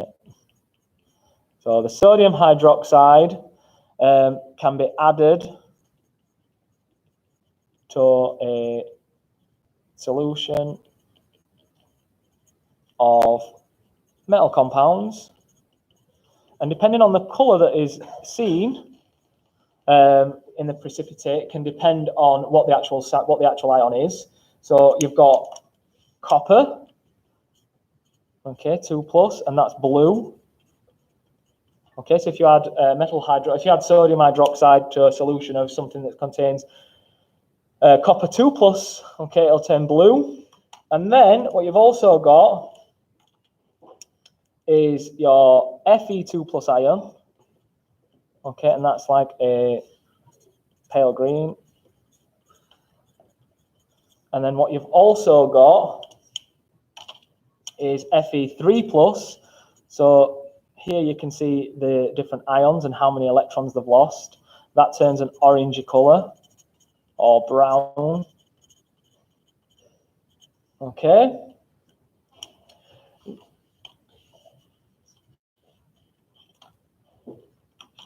Now, let me just show you the ionic equation for some of these reactions. So Fe3+, when it reacts with the actual hydroxide ion, okay, you make your iron hydroxide, which looks like this. Okay, so it's the ionic equation because you're involving just the ions. That's all you're interested in, just like in the neutralization reaction where you talk about the ionic equation for that. So you're just talking about the ions and you end up with iron hydroxide here. Okay, and if you add Fe, I'll do that in green actually. You add Fe2+, okay, plus, because obviously you've got a 2+ ion, so it's going to react with 2, obviously negative hydroxide ions, and then you end up with FeOH2. And this is why you get different colours due to different ions. And then what else can happen is another identification of your metal cations, sodium hydroxide can also be added to aluminium, magnesium, and calcium. Okay, now they all form white precipitates. Okay, so white precipitates are formed. Okay, but it's the aluminium precipitate which dissolves, redissolves. Okay, in your excess sodium hydroxide. Okay, so it's only this one that redissolves. These two obviously are precipitates. So you can obviously identify if it says into the question the precipitate redissolved or dissolved, then you'd know it'd be aluminium. But if they said it didn't dissolve, but then it could have been placed back into a flame test and it was an orange flame, you'd know it'd be the calcium. Okay, so you have to use a bit of your analysis and your observations and remember the right way to be able to deduce what the actual ion or the element could be. Okay, just to finish off spec 8, okay, and then we'll just do your spec 10. All right, so other ways of identifying, okay, elements or compounds. Okay, you've got your carbonates. How do we identify them? Okay, carbonates are CO3, or carbonates contain the CO3. Okay, now you can add a carbonate to an acid, so add to acids, and they form CO2. And that's where Mr. Addy talked about earlier about the lime water test, because the lime water test, so lime water turns cloudy. Okay, so add to the acids, add the carbonate or the sample that you're not sure if it's a carbonate, you'd add it to acid, and if it formed CO2, your lime water would turn cloudy, and you could obviously identify that there'd be a carbonate present. Now, you've also got your halides. I'll do a different colour. Let's do pink. Now, halides are your group 7. Okay, so halide ions, the group 7s.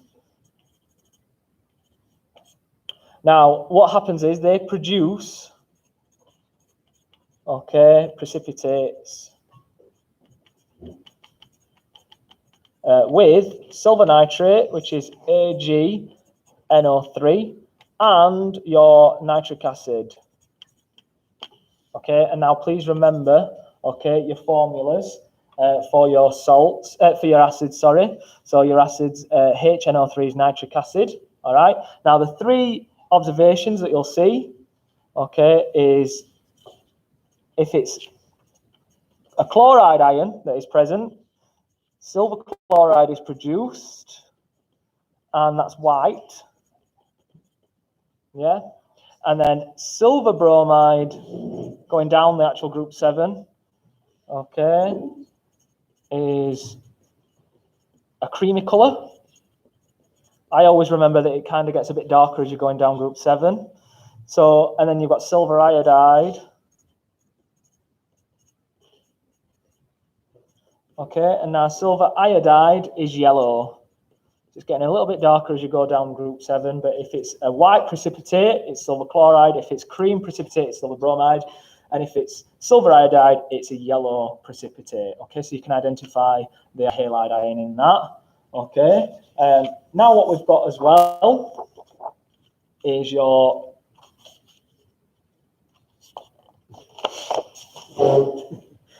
you've got your sulfate tests. Okay, and what happens is if you've got a sulfate present, okay, they will produce a sulfate present, they produce a white precipitate.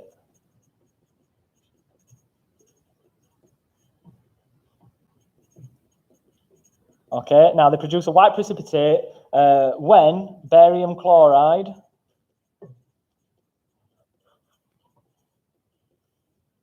is added in the presence of hydrochloric acid, which is HCl. So remember your formulas for your acids. Okay, now that's spec 8. Okay, so these are all your chemical analysis. Now the only thing left to talk about is spec 10, because there isn't anything extra for the separates in spec 9. It's just the same content as combined science. Okay, but spec 10, okay, we've got a few extra things to talk about in spec 10. Okay,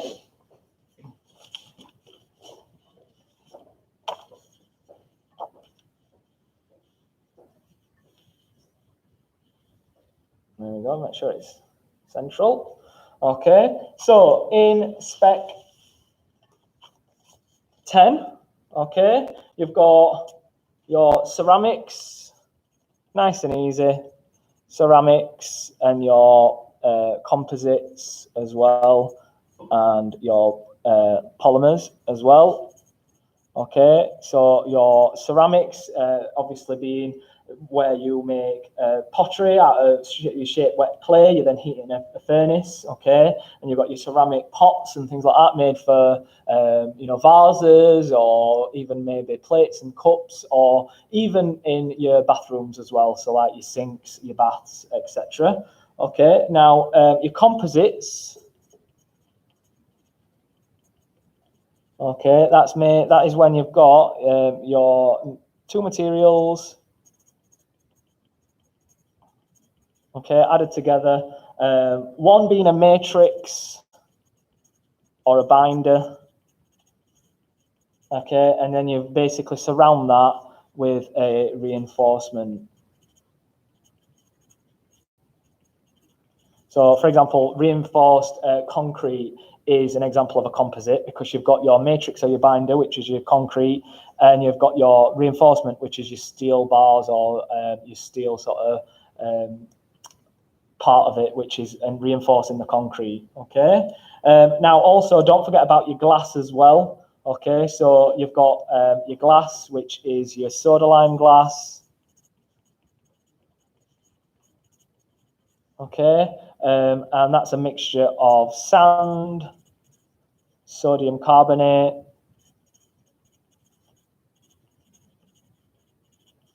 and you've got your limestone as well to make your soda lime glass. But there's also another form of glass as well called borosilicate glass, and that is glass which can withstand higher temperatures. So it's glass that we use in laboratories and things like that, your conical flasks or your burettes and things like that, that can actually withstand higher temperatures. Okay, and that is made from sand, again, and boron tetroxide. Okay, so you've got sand and boron tetroxide to make borosilicate glass. Okay, now also, I'm going to go over this bit actually, because I don't want you to miss out the harbour process. Okay, it's a big part of spec. Okay, it's a big part of spec 10 separates. Okay, and this is the harbour process. Okay, it's the way that we produce ammonia.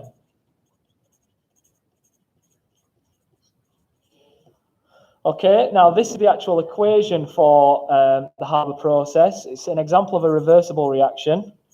You've got nitrogen gas and hydrogen gas. Okay, and again, there's that reversible symbol sign that pops up, and you make ammonia. Okay, now ammonia is used in fertilizers and things like that. Okay, now what happens is they might ask you in your exam where you actually get the product, where you get the reactants from. So this nitrogen, this is from the air. Okay, and the hydrogen is from your natural gas. Okay, now this is linking into the rates of reaction, okay, section, okay, because there's certain conditions that the Haber process needs. These conditions are 450 or 400 to 450 degrees C, okay, 200 atmosphere, okay, and an iron catalyst. Okay, now this is about the compromise, okay?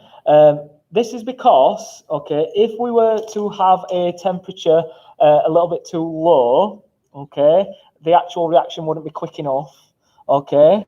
But if we were to have a temperature too high, okay, with the Haber process, if the temperature was too high, you'd end up not forming enough ammonia, okay? So the yield of ammonia would be lowered. So actually what happens is you actually have a compromise of 450 degrees, which is a temperature which allows the rate of reaction to be quite quick, but also not too quick, so that the yield of ammonia doesn't obviously decrease. You've also got 200 atmosphere, okay, so the pressure, that's the pressure. Again, you wouldn't have too high a pressure, because if a reaction was to take place at if you look back to your rates of reaction, okay, and you start thinking about, okay, well, if you're increasing the rate of, if you're increasing the pressure, where would obviously equilibrium shift to? But if we were to have an atmosphere pressure or higher than 200, it was too high, it could obviously cost a lot of money to run the reaction at a too high a pressure. But also, it could be quite dangerous, because if you have a reaction at too high a pressure, there's chances that could, you know, cause injury, explode, and things like that. Okay. Now, what happens is, at the end of the process, when we've made the ammonia, okay, there will be unreacted nitrogen and hydrogen. Okay. And what happens is, the unreacted nitrogen and hydrogen, okay, are pumped back into the actual reactor, and they make more of ammonia. So they actually reuse the unreacted nitrogen and hydrogen as well. Okay. Now, as well, just to move on a tiny bit, don't forget about your NPK fertilizers. Okay. So that's your nitrogen, your phosphorus, and your potassium. All right. Now, what happens is NPK fertilizers links into the Haber process.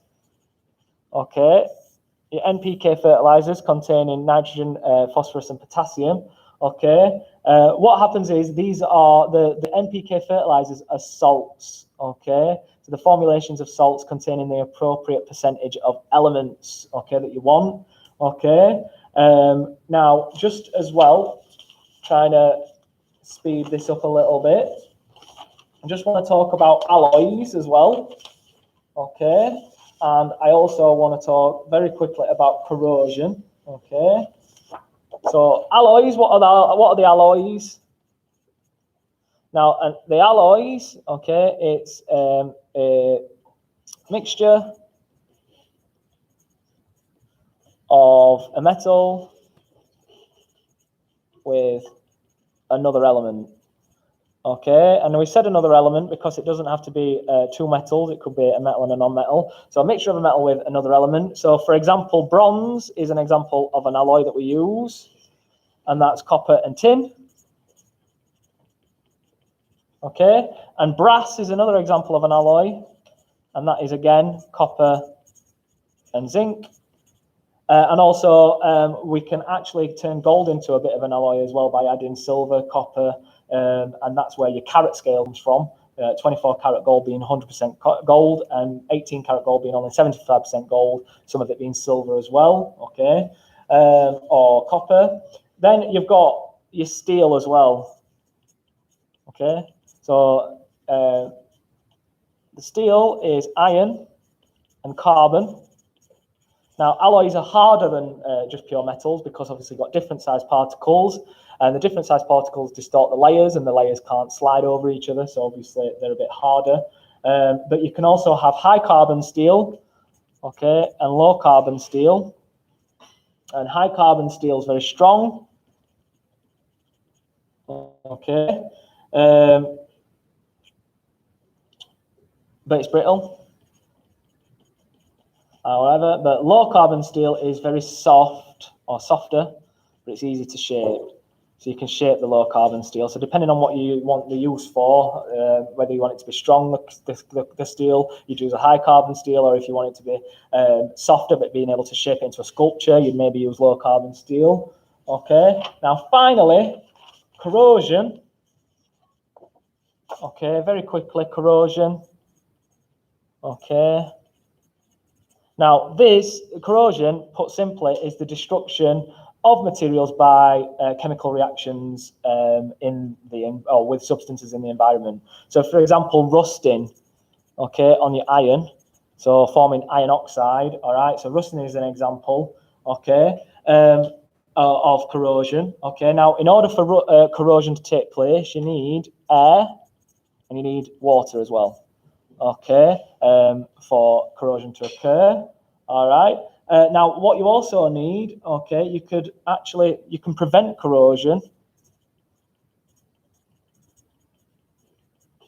I'll just add that on there, needed. So prevented, okay, by what we do, apply a coating. All right, so this could be paint. Okay, this could be greasing it, okay, or also electroplating it as well, okay. And what that would do is actually stop the corrosion of the actual metal from taking place, okay. And we see this happening, okay. So, for example, you might paint in your garden, you might have some iron gates, things like that. You might obviously paint to protect the actual iron gates from going rusty. And also, don't forget as well, okay, we actually use something called, we can actually use sacrificial, okay, protections or anodes. And what happens is, we actually add a more reactive metal, okay, to the actual metal that you want to protect. And the more reactive metal will be the sacrifice, and it will actually rust instead of the actual metal that you want to protect. Okay, like on boats and things, you'll have sacrificial anodes and things like that that you actually use to stop the actual rusting of the boat or the structure of the boat, or that you will protect the part of the boat that you don't want to rust with a sacrificial anode that you don't mind it rusting, and you can replace those. Okay. Now that's very rushed for Spec 10, but hopefully I've gone through enough for you to have a bit more confidence with your Spec 10 stuff. Just remember that it's all the stuff from Trilogy, but it's things from Spec 7, 8, and 10. Okay. Now I do wish you all the best of luck. Okay, tomorrow. Horizon students, there's boosters at 8:15. Okay, so please come to those. And if you're listening from other schools around the country, I hope you found that useful. Okay, and please feel free to replay the video at your leisure. Okay, good luck. Thanks for watching, and we'll speak to you soon.